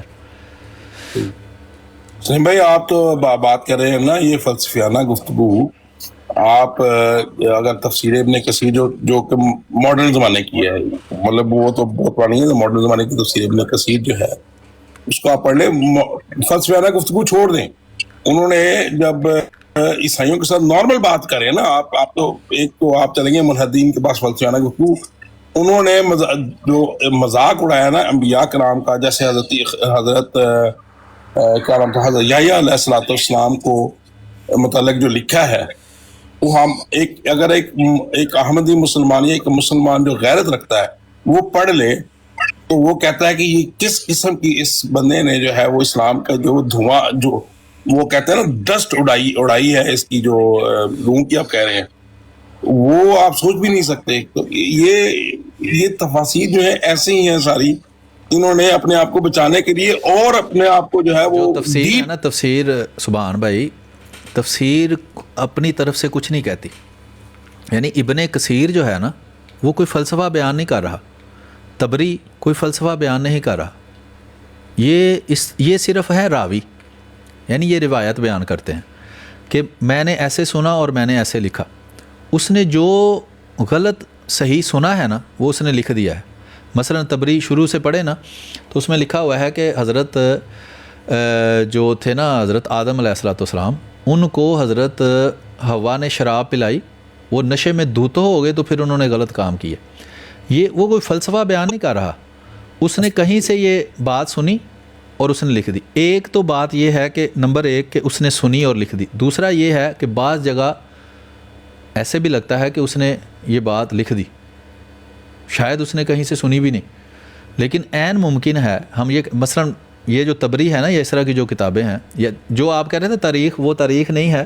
ابن اسحاق ایک بندہ تھا جس نے سیرت لکھی تھی, نبی اکرم صلی اللہ علیہ وسلم کی سیرت پر ایک کتاب لکھی, اور وہ بھی روایات تھیں. شروع میں جتنی بھی کتابیں نا پہلے 300 سال میں, وہ سب روایات ہیں. یعنی کہ وہ ان کا یہ کہنا تھا لکھنے والے کا کہ میں نے فلاں سے یہ بات سنی اور لکھ دی. اب اس میں فلاں سے بات سننے کے لکھنے کی جو روایت تھی نا, اس میں وہ 90% لکھتا ہی نہیں ہے کہ فلاں سے میں نے بات سنی. یعنی 10% ایسی بات آپ اس میں پڑھیں گے جس میں وہ کہے گا کہ فلانے نے مجھ سے یہ بات بیان کی. 90% وہ کسی کا نام نہیں لیتا, وہ بات بیان کرتا ہے بس کہ یوں ہوا, یوں ہوا, وہ ہوا, وہ ہوا. یہ اسحاق جو ہے نا, ابن اسحاق نے جو کتاب لکھی تھی نا سیرت نبی اکرم صلی اللہ علیہ وسلم, سیرت ابن اسحاق اس کو کہتے ہیں, وہ دنیا میں موجود نہیں ہے. وہ بہت ضخیم تھی, اس کی مختصر لکھی ہے, یعنی کہ اس کو اختصار کے ساتھ ایک بندے نے لکھا تھا, اس کا نام تھا ابن ہشام. وہ سیرت ابن ہشام سیرت ابن اسحاق کا اختصار ہے, وہ دنیا میں موجود ہے. جس حالت میں بھی موجود ہے, اس کا سورس جو بھی ہے وہ ایک الگ تحقیق ہے, لیکن سیرت ابن ہشام ابن اسحاق کی اختصار ہے. جیسا کہ میں نے کہا کہ جو طبقات ابن سعد ہے, ابن سعد خود محقق نہیں تھا, اس نے واقدی کا سارا بیان کیا ہوا, جو بھی اس سے سنا اس نے لکھ دیا ہے. اس وقت آپ اگر موطا امام مالک پڑھیں نا, 1740 روایات ہیں ٹوٹل. اس میں ساری زندگی امام مالک مدینہ منورہ میں رہے ہیں, اور صحابہ سے ڈائریکٹ ملاقات کرنے والے لوگوں سے وہ ملا ہوا ہے, خود وہ تابعی ہے, اور خود صحابہ سے پتہ نہیں اس کی ملاقات ہے یا نہیں, لیکن مدینہ میں رہے, یعنی کہ یہاں ساری زندگی رسول کریم صلی اللہ علیہ وسلم اور ان کے صحابہ رہے ہیں, وہاں وہ ساری زندگی رہا. ٹوٹل 1740 روایات اس نے اکٹھی کی ہیں. اس میں بھی ایسی روایات آپ کو مل جائیں گی جو لگتا ہے کہ پتہ نہیں کہاں سے اس نے یہ سن لی تھی بات. لیکن امام مالک کی وہ موطا بھی اگر آپ پڑھیں گے نا, تو وہ ہے فقہ, اس کا مضمون ہے فقہ. فقہ کیا ہے کہ دین کیا ہے, یعنی کہ اللہ اور اس کے رسول نے مختلف باتوں کے بارے میں کیا فرمایا ہے. مثلا پاک ہونے کے بارے میں کیا فرمایا ہے, نماز کے بارے میں کیا فرمایا ہے, کاروبار کے بارے میں کیا فرمایا ہے. اس کے اب اگر آپ چیپٹر پڑھیں تو اسی طرح وہ بنے ہوئے ہیں کہ دنیا کے معاملات کے متعلق اللہ کے رسول سے ہمیں کیا پہنچا ہے, یا اللہ کے رسول کے ساتھ لوگ جو تھے ان سے ہمیں کیا پہنچا ہے. وہ موطا امام مالک کا وقت گزرا نا جب, یعنی کہ وہ دیکھیں 93 ہجری میں پیدا ہوئے اور کوئی 180 ہجری کے قریب یا 179 ہجری کے قریب وہ فوت ہو گئے, 80-84 سال کے ہو کے. وہ دور تھا بالکل پہلی صدی ہجری ہے وہ. اس کے بعد اس میں بھی جو موطا امام مالک ہے اس میں اسناد نہیں ملتا, آپ کو پتہ نہیں, اس میں اسناد ہیں لیکن مکمل نہیں ہیں, کامل اسناد نہیں ہیں لیکن اسناد اس میں ہیں.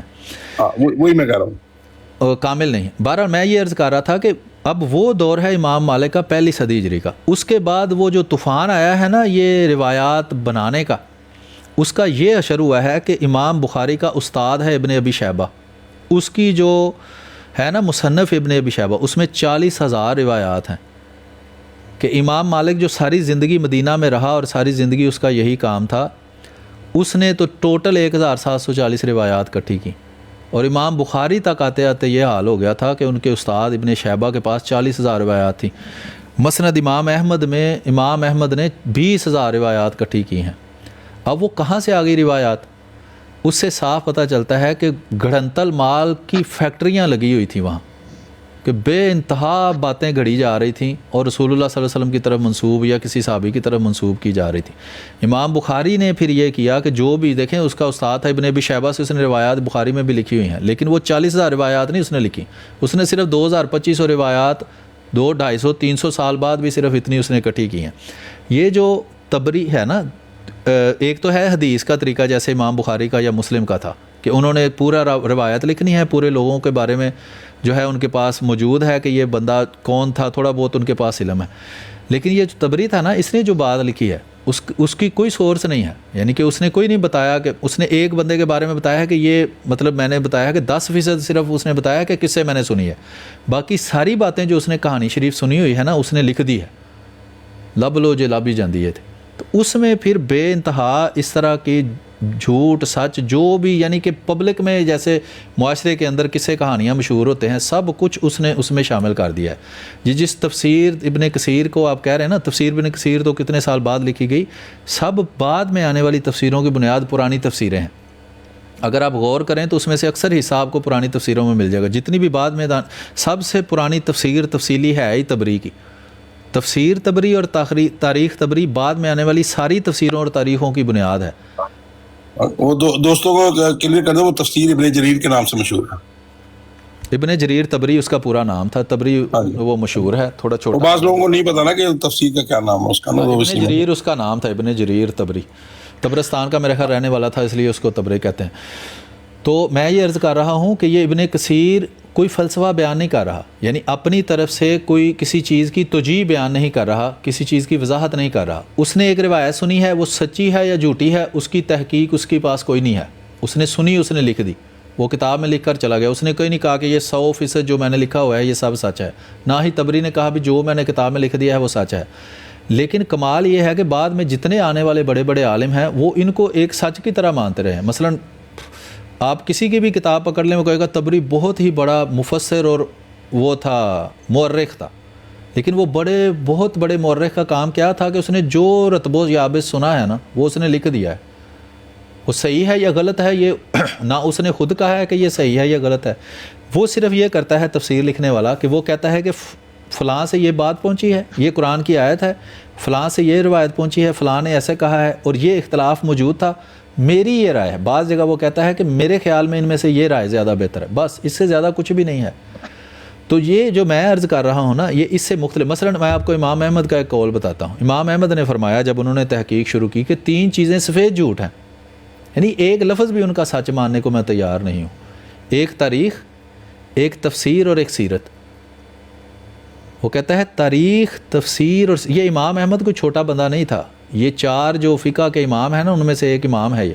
اور امام مالک سے ہمارے پاس موتا، امام مالک کے پاس کچھ بھی نہیں ہے، اس کے علاوہ کچھ بھی نہیں ہے ہمارے پاس. تو ان کی بھی ایک پورے کا پورا سلسلہ موجود ہے. بھئی 1740 روایات ہیں، وہ پڑھ لو. کسی میں لکھا ہے جی منہ ایسے دھونا ہے، ہاتھ ایسے دھونے ہیں، اگر غلام بیچنا ہے تو ایسے بیچنا ہے، کوئی سودا خریدنا ہے تو ایسے خریدنا ہے، بس. تو اس کا ایک پورے کا پورا فرقہ ہی اس کا بن گیا ہے. دوسرا امام ابو حنیفہ ہیں، ان سے کوئی چیز بھی ثابت نہیں ہے.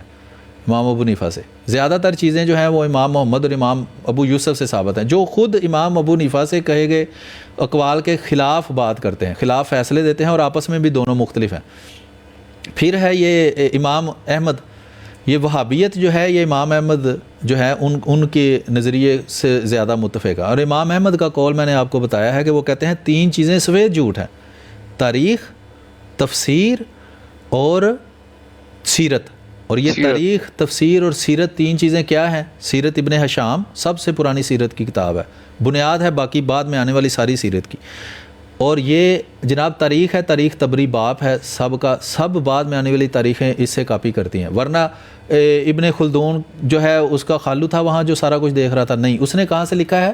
پرانی موجود تاریخوں سے. میسا طبقات ابن سعد کیا ہے وہ بھی ذرا اس کو کلیئر کر دیں. وہ طبقات ہے نا، وہ ابن خلدون کی بات مکمل کر لینے دیں ان کو. ابن خلدون نے کوئی اپنے پاس سے تو نہیں وہ سارے واقعات دیکھے نا، اس نے کہاں سے لیے تھے یہ سارے واقعات؟ پچھلی موجود کتابوں سے لیے ہیں.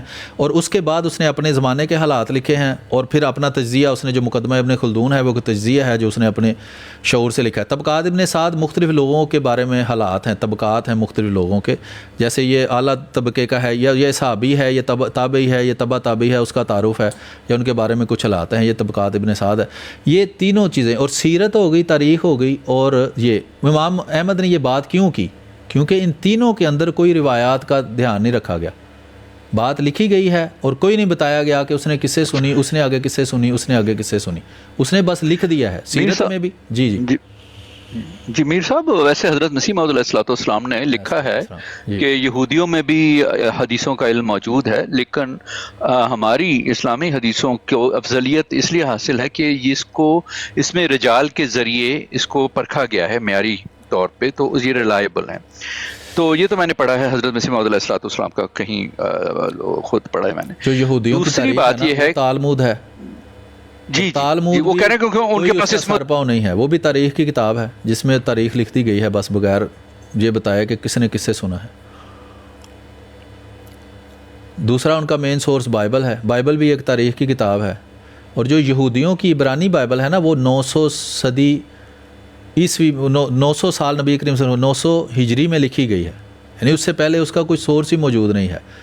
جو اصل سورس ہے کرسچینٹی کا وہ ہے یونانی بائبل، جس کے پرانے سے حضرت نبی اکرم صلی اللہ علیہ وسلم سے بھی پرانے نسخے ان کے پاس موجود ہیں جو ابھی ملے ہیں، جس سے وہ یہ فیصلہ کرتے ہیں کہ جو بعد میں آنے والے ہیں انہوں نے اضافہ کیا ہوا ہے، کیونکہ جو پرانی ان کے پاس یونانی بائبلیں ملی ہیں ان میں وہ جیسے حضرت عیسیٰ کے آسمان پہ جانے والے واقعات وہاں نہیں لکھے ہوئے. حضرت عیسیٰ کے بعد میں وہ تو یونانی میں ہے ہی نہیں، وہ تو اس میں ہے نئی جو ان کی ہے نیا عہد نامہ ہے، وہ یونانی میں ویسے تھا بھی نہیں، وہ تھا ہی یونانی میں سوری، لیکن اس میں بھی وہ جو یونانی بائبل ملی ہے، جو پرانا عہد نامہ ہے یہودی جس کو مانتے ہیں، وہ عیسائیوں کے بھی پرانے نسخے ان کو ملے ہیں جو حضرت عیسیٰ کے بعد پرانے ترین نسخے مانے جاتے ہیں، ان میں حضرت عیسیٰ علیہ السلام کے آسمانوں پر جانے کے واقعات نہیں لکھے ہوئے. اور یہ بھی آپ بائبل کا بھی انجیل کا بھی دیکھ لیں کہ اس میں کوئی ریفرنس نہیں دیتا متی کہ اس نے یہ واقعات کس سے سنے ہیں. لوکا کوئی نہیں دیتا، لوکا کوئی حضرت عیسیٰ کے زمانے میں موجود نہیں تھا. متی کا کوئی پتہ نہیں کون ہے کون نہیں ہے، جو اصل ڈاکومنٹ ہے اس پہ لکھا ہی نہیں ہوا کہ یہ ڈاکومنٹ لکھنے والا کون ہے، اس کا تو سر پاؤں ہے ہی نہیں. باقی جو آپ بات کر رہے تھے وہ مکمل کر لیں پھر اس پر کرتے ہیں باقی حدیثوں کا. جو حدیثیں ہیں نا وہ میں نے عرض کیا ہے کہ یہ 3 سورس تو آپ کو بتا دیے ہیں جو مین سورس ہیں، ایک تاریخ ہے، ایک تفسیر ہے اور ایک سیرت ہے. یہ تینوں چیزوں میں کوئی دھیان نہیں رکھا گیا کہ کس نے کس سے سنا، کہنے والا کون ہے، لکھنے والے نے لکھ دیا ہے، اس نے کس سے سنا ہے 90% اس میں کوئی پتہ نہیں. اور جس کا اس نے بتایا بھی ہے نا کہ یہ واقعہ میں نے فلانے بندے سے سنا، اس نے فلانے بندے سے سنا، بس یہاں تک ہی ہے. اور طبری خود 300 سال بعد کا ہے، وہ 60 ہجری میں اگر اس کا واقعہ ہو رہا ہے کربلا کا، تو طبری کو کس نے بتایا ہے؟ وہ دیتا ہے حوالہ ایک بندے کا جو ایک ہی بندہ ہے، وہ جو 60 ہجری سے بعد پیدا ہو رہا ہے، وہ بتا ہی نہیں رہا کہ اس نے کس سے سنا ہے. وہاں کربلا کے اندر تو جو لوگ تھے وہ تو شہید ہو گئے اکثر، ان میں سے ایک چھوٹا سا بچہ بچ گیا جس کو یہ بعد میں امام انہوں نے بنایا. اس بچے نے تو کسی سے، اس نے تو جو ہے وہ لکھنے والا کتاب وہ تو بتا ہی نہیں رہا میں نے کس سے سنا ہے. تو یہ سارے اکثر و بیشتر جو چیزیں ہیں ایسے ہی ہیں. باقی اسلام کا جو میں نے بتایا ہے کہ یہ 3 سورس اگر امام احمد بن حنبل کی بات مانیں اور یہ تینوں نکال دیں، یعنی کہ ان کا سورس ہے ہی نہیں، تو جن حدیثوں کی تحقیق کی گئی نا، مثلا بخاری کی میں آپ کو بات بتاتا ہوں کہ سب سے مستند ترین کتاب بخاری ہے نا، اس سے زیادہ تو نہیں ہے. امام بخاری کے اصول جو ہے نا کسی بندے کو صحیح یا غلط کہنے کے، وہ امام مسلم ہی نہیں مانتا. امام مسلم نے ان لوگوں سے روایت لی ہے جس کو امام بخاری نے ریجیکٹ کر دیا. اس کے اصول اور ہیں، اس کے اصول اور ہیں. اگر امام مسلم سے پوچھیں تو امام بخاری جو ہے وہ مستند نہیں ہے، امام بخاری کی ساری روایات مستند نہیں ہیں. اس میں آپ کو حدیث بتاتا ہوں، آپ بتائیں کہ وہ صحیح ترین بندے سے بھی سن لیں. مثال میں آپ کو دیتا ہوں اس کی نا، یہ جو بندوں کی اسماء و رجال کی جو بحث ہے کہ ایک آپ کے بارے میں، آپ میرے بارے میں کتنا کچھ جانتے ہیں. اگر آپ کو پوچھے جی میں سچا ہوں یا جھوٹا ہوں، آپ میرے بارے میں کیا فیصلہ کر سکتے ہیں؟ جس بندے کے ساتھ آپ ساری زندگی رہے ہیں اس کے بارے میں آپ کسی کو کہہ سکتے ہیں کہ یہ بندہ 100% سچا ہے؟ کوئی اس طرح کا ثبوت مثلا امام بخاری کی کوئی ایک حدیث پکڑ لیں، اس کے ساری راوی رکھ لیں، ان کی ساری دنیا میں جتنی تحقیق پائی جاتی ہے نکال لیں. تحقیق کیا ہے جی؟ اس بندے کے بارے میں یہ ثابت ہے کہ یہ اس سے ایک دفعہ زندگی میں ملا تھا. اس ثبوت کو پیش کر کے آپ مجھ سے کیا منوائیں گے کہ ایک بندہ دوسرے بندے سے اس کی ملاقات ثابت ہے. ملاقات سے یہ ثابت ہو جاتا ہے کہ واقعی اس ملاقات میں اس نے یہ بات اس سے لازمی سنی تھی؟ نہیں ہوتا. ملاقات بس ثابت ہے. اور کسی بھی بندے کا کریکٹر جو ہے وہ آپ 100% کسی سے جان سکتے ہیں؟ نہیں جان سکتے. حضرت مسیح موعود علیہ السلام نے ہی فرمایا ہے کہ قرآن کے باہر جو کچھ ہے وہ ظن ہے. ظن کا کیا مطلب ہوتا ہے؟ جیسے عدالت کے اندر کوئی قتل ہو جائے تو ایک گواہ چلا جائے، وہ عدالت میں پوچھتا ہے کہ کیا تم نے اسے قتل کرتے ہوئے دیکھا ہے؟ اس نے کہا نہیں، میں دہی لینے جا رہا تھا، میں نے اس کو اس طرف جاتے ہوئے دیکھا ہے، بعد میں پتہ چلا ہے وہاں بندہ قتل ہو گیا. تو کیا عدالت میں اس بندے کی اس گواہی پر اس کو قاتل مان لیا جائے گا؟ یہ ایک ظن ہے کہ بھئی وہ اس طرف جا رہا تھا، ضروری تو نہیں وہ اس طرف جا رہا تھا تو اس نے جا کے قتل ہی کیا ہے. جب تک اس نے دیکھا نہیں اپنی آنکھوں سے، وہ اس کی بات ایک ظن ہے. تو بخاری کی بے سے لے کر اس کی یہ تک سب کچھ ظن ہے. باقی ساری چیزیں تو اس کے نیچے ہیں نا، مسلم ہو گیا یا تبری ہو گیا، جو کچھ وہ تو اس کے بعد ہے. ظن سے کوئی بھی چیز دنیا کی ثابت نہیں کی جا سکتی. ظن دنیا کی کسی چیز کی دلیل بن ہی نہیں سکتا. کسی دنیا کی عدالت میں ظن کی بنیاد پر کسی کو نہ سزا دی جا سکتی ہے، نہ اس کو کچھ کہا جا سکتا ہے. تو جب مسیح علیہ السلام فرما رہے ہیں کہ یہ سب ظن ہیں، تو اس سے پتہ چلا کہ قرآن سے باہر کسی چیز سے کچھ بھی ثابت نہیں ہوتا. سمجھ آئی میری بات کی کہ راوی بخاری خود جو ہے بخاری لیتا ہے ایک دوسرے بندے سے. مثلا اس کے بخاری کے راویوں میں ایک راوی ہے, اس کا نام ہے شہاب زہری, ٹھیک ہے, اور اس کے راویوں میں اور بہت سے ایسے لوگ ہیں. مثلا میں آپ کو ایک حدیث بتاتا ہوں, حضرت ابو ہریرہ سے مروی ہے یہ حدیث کہ حضرت موسیٰ علیہ السلام نہا رہے تھے کہیں کپڑے اتار کر, تو لوگوں کو شک تھا کہ ان کے خصیے جو ہیں نا وہ بڑے ہیں, اس لیے یہ الگ ہو کے نہاتے ہیں, وہ یہودیوں کے ساتھ نہیں نہاتے تھے. ایک دفعہ انہوں نے ایک پتھر تھا حجر, وہ کپڑے اٹھا کر بھاگ گیا, تو وہ حضرت موسیٰ ننگے ہی اس کے پیچھے پبلک میں بھاگتے بھاگتے چلے گئے, اور لوگوں نے دیکھ لیا کہ ان کے خصیے جو ہیں وہ ٹھیک ہیں, وہ بڑے نہیں ہیں. تو انہوں نے اس کے پکڑ کر اسے کپڑے لیے اور اس کو سوٹوں سے مارا, اور اس پتھر پر اس کے نشان حضرت ابو ہریرہ کہتے ہیں میں نے خود دیکھے. اب اس کے راوی سونے کے بھی ہوں تو میں ان کو کیا کروں؟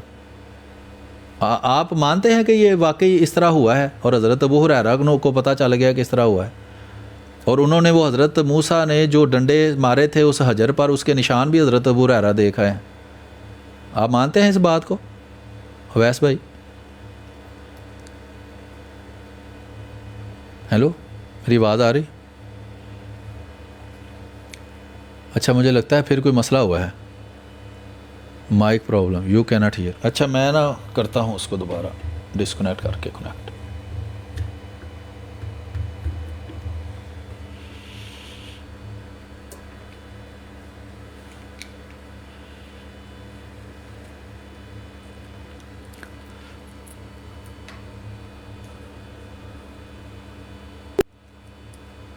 اب ابو ہریرہ رضی اللہ عنہ کا جو فقہ, آپ کی آواز مجھے نہیں آ رہی تھی, اب دوبارہ سے بتائیں. جی میں یہ عرض کر رہا تھا کہ ابو ہریرہ کے رضی اللہ عنہ کے متعلق آپ نے کہا ہے, ابو ہریرہ رضی اللہ عنہ کا فقہ کے معاملے میں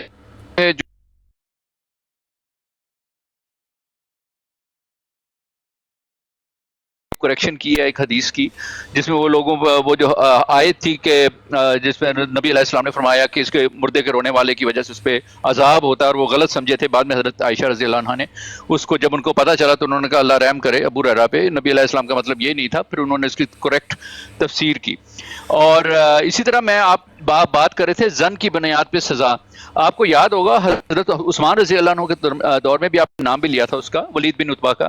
وہ گورنر کوفہ تھا. جب اس پہ شراب پینے کا جو لگا تھا الزام, اس میں جو 2 گواہ تھے ان میں سے ایک گواہ نے یہ کہا تھا کہ میں نے تو ان کو الٹی کرتے دیکھا ہے.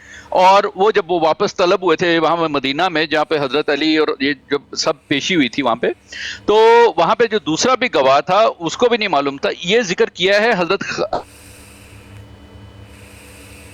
اپنی اسلام میں اختلافات کے آغاز میں اس میں ذکر کیا اس کا. اور انہوں نے کہا کہ یہ 2 گواہ جو تھے یہ وہاں چشمدید گواہ نہیں تھے, لیکن یہ وہاں پہنچ گئے ان کے خلاف, حضرت ولید بن عتبہ کے خلاف یہ شکایت لے کے. تو اس گواہی کی بیس پہ حضرت عثمان نے وہ حد جاری کر دی تھی, جو پھر بعد میں حضرت جعفر کے بیٹے تھے عبداللہ انہوں نے پوری کی. تو وہ بھی تو دیکھیں نا, وہ بھی تو زن ہی تھا. کیا کہتے ہیں آپ؟ ہاں, یہ روایت جو ہے نا میں نہیں مانتا کہ حضرت عثمان صرف شک کی بنیاد پر کسی پر حد جاری کر سکتے ہیں. جو حد کا قانون ہے 2 گواہیاں نہیں, کوئی گواہی نہیں تھی, وہ 2 گواہیاں آ گئی نا. نہیں, دونوں ہی گواہ نہیں تھے. میں یہی تو کہہ رہا ہوں کہ وہ دونوں ظن کی بنیاد پر بات کر رہے تھے. بات یہ ہے کہ حضرت ابو ہریرہ حضرت موسیٰ نے جو ڈنڈے مارے ایک پتھر کو, اس کے نشان دیکھ سکتے ہیں آپ کے خیال میں؟ یہ اس میں فقہ کی بات نہیں ہو رہی, نہ ہی اس میں عقل کی بات ہو رہی ہے, اس میں روایت کی بات ہو رہی ہے. اس میں تو وہ اپنا کوئی فقہی بات نہیں کر رہے نا, اس میں تو وہ کوئی فلسفہ بیان نہیں کر رہے. اس میں تو وہ بات بیان کر رہے ہیں کہ میں نے وہ پتھر دیکھا ہے, اس پر حضرت موسیٰ کی سوٹوں کے نشان دیکھے ہیں. آپ اس بات کو مانتے ہیں کہ ابو ہریرہ نے وہ پتھر دیکھا ہے کہ جس کے اوپر حضرت موسیٰ نے ڈنڈے مارے اور اس پر نشان پڑ گئے ہوئے تھے؟ تو وہ یہ ہے کہ وہ زیادہ انٹیلیجنٹ نہیں تھے, تو اس میں انٹیلیجنس کی بات ہی نہیں. نہیں, یہ انٹیلیجنس کی بات ہی نہیں ہو رہی. دیکھیں اس میں انٹیلیجنس کی کہاں سے بات آ گئی, یہ تو روایت کی بات ہے. آپ کہتے ہیں بھی میں نے دیکھا ہے وہاں ایک خرگوش جس کے 4 کان تھے, اس میں انٹیلیجنس کہاں سے آ گئی؟ آپ ایک بات بیان کر رہے ہیں، اس کو روایت کر رہے ہیں نا، وہ روایت کر رہے ہیں کہ یہ واقعہ ہے حضرت موسیٰ کا، اور میں نے وہ پتھر دیکھا ہے، اس پر سوٹوں کے نشان ابھی بھی موجود ہیں۔ تو امام بخاری جو ہے وہ ایک انسان تھا، اس نے ایک بندے سے روایت لینے سے انکار کر دیا کہ اس نے گھوڑے کے آگے، یہ سب کہانی شریف چل رہی ہے، عمران سیریز چل رہی ہے کہ ایک گھوڑے کے آگے اس نے اپنا جولی پھیلائی، وہ آیا تو اس نے جولی پھینک دی، اس میں کچھ نہیں تھا، اس نے کہا میں نے اس سے روایت نہیں لینی۔ جی یہ واقعہ آتا ہے، حالانکہ یہ امام بخاری کے اپنے اصول کے خلاف ہے۔ نہیں اس نے روایت نہیں لی، ٹھیک ہے کوئی بات نہیں۔ حضرت ابو ہریرہ کو حضرت عمر نے مال میں خرد برد کرنے کی سزا دی تھی، پتہ ہے آپ کو؟ صحیح روایات میں جی وہ بکریاں جو جی بالکل، انہوں نے عامل بنایا تھا حضرت ابو ہریرہ کو ایک علاقے کا، اور لوگوں نے آ کر بتایا کہ ابو ہریرہ نے بڑا مال اکٹھا کر لیا ہے۔ حضرت عمر نے ان کو بلایا، ان سے پوچھا تمہارے پاس مال کہاں سے آیا ہے؟ انہوں نے کہا میں نے یہ کاروبار کر کے۔ انہوں نے کہا یہاں تو تم روٹیاں مانگ کے لوگوں سے کھایا کرتے تھے، وہاں جا کے تم نے کون سا کاروبار شروع کر دیا؟ سارا مال جو تمہارے پاس ہے بیت المال میں جمع کراؤ، اور آئندہ سے تم عامل نہیں ہو۔ اگر ایک گھوڑے کو دھوکہ دے کر بلانے والے کی روایت لینا حرام ہے تو حضرت ابو ہریرہ سے روایت لینا کیسے حلال ہو گیا؟ جو حضرت عمر کی صحیح روایت کے مطابق سزا جن کو دی گئی ناجائز مال اکٹھا کرنے کی وجہ سے، اگر وہ جائز مال ہوتا تو حضرت عمر کا کیا حق ہے کہ وہ جائز مال حضرت ابو ہریرہ سے واپس لیں؟ سمجھ آ رہی میری بات کی؟ نبی اکرم صلی اللہ علیہ وسلم کے بارے میں حضرت ابو ہریرہ کہتے ہیں کہ میں گیا تو حضرت نبی اکرم صلی اللہ علیہ وسلم کو اللہ نے بتایا کہ جا کر لوگوں کو کہہ دو جو لا الہ الا اللہ کہے وہ بخشا گیا۔ آپ بتانے جا رہے ہیں رستے میں حضرت ابو میرے، انہوں نے پیٹ میں مکہ مارا پہلے تو، اور کہا چلو واپس، اور رسول اللہ کو کہا کہ اگر یہ لوگوں کو بتایا تو وہ بے عمل ہو جائیں گے۔ نبی کریم صلی اللہ علیہ وسلم نے فرمایا تم کون ملے؟ کون راستے میں کون ملے؟ حضرت عمر، حضرت وہ عمر، تو حضرت جابر بن حضرت عبداللہ بن جابر تھے وہاں حضرت پہ۔ عمر، اچھا حضرت جابر مکے نہیں مارتے تھے پیٹ میں، وہ صرف حضرت عمر، نہیں وہ نہیں، حضرت عمر سے ہو سکتا ہے۔ صحیح ہے۔ حضرت عمر نے ان کو منع، ان کو واپس لے گئے رسول اللہ کے پاس، اور رسول اللہ سے کہا کہ اگر یہ بات آپ لوگوں کو بتائیں گے تو لوگ بے عمل ہو جائیں گے۔ رسول اللہ نے منع کر دیا کہ تم لوگوں کو نہ بتانا۔ اب یہ بتا کون رہا ہے ہمیں یہ بات؟ حضرت ابو ہریرہ نہیں، تو انہوں نے مکے جن کو مارے حضرت عمر نے وہ حضرت عبداللہ بن جابر ہوں گے، حضرت ابو ہریرہ، کیونکہ یہ روایت چلیں ابو ہریرہ کو مارے۔ اچھا ٹھیک ہے، اچھا چلیں، کیونکہ میرے علم میں وہ ٹھیک ہے، وہ چیک کر لیتے ہیں، کوئی بات نہیں، مجھے بھی غلطی لگ سکتی ہے، لیکن بنیادی بات جو اس میں سے نکلی، پہلی تو بات کہ کیا اللہ رسول اللہ کو ایک حکم دے کہ یہ جا کے لوگوں کو بتاؤ، اور حضرت عمر کہیں کہ نہ بتاؤ، تو رسول اللہ کس کی مانیں گے؟ حضرت عمر کی، اللہ کی۔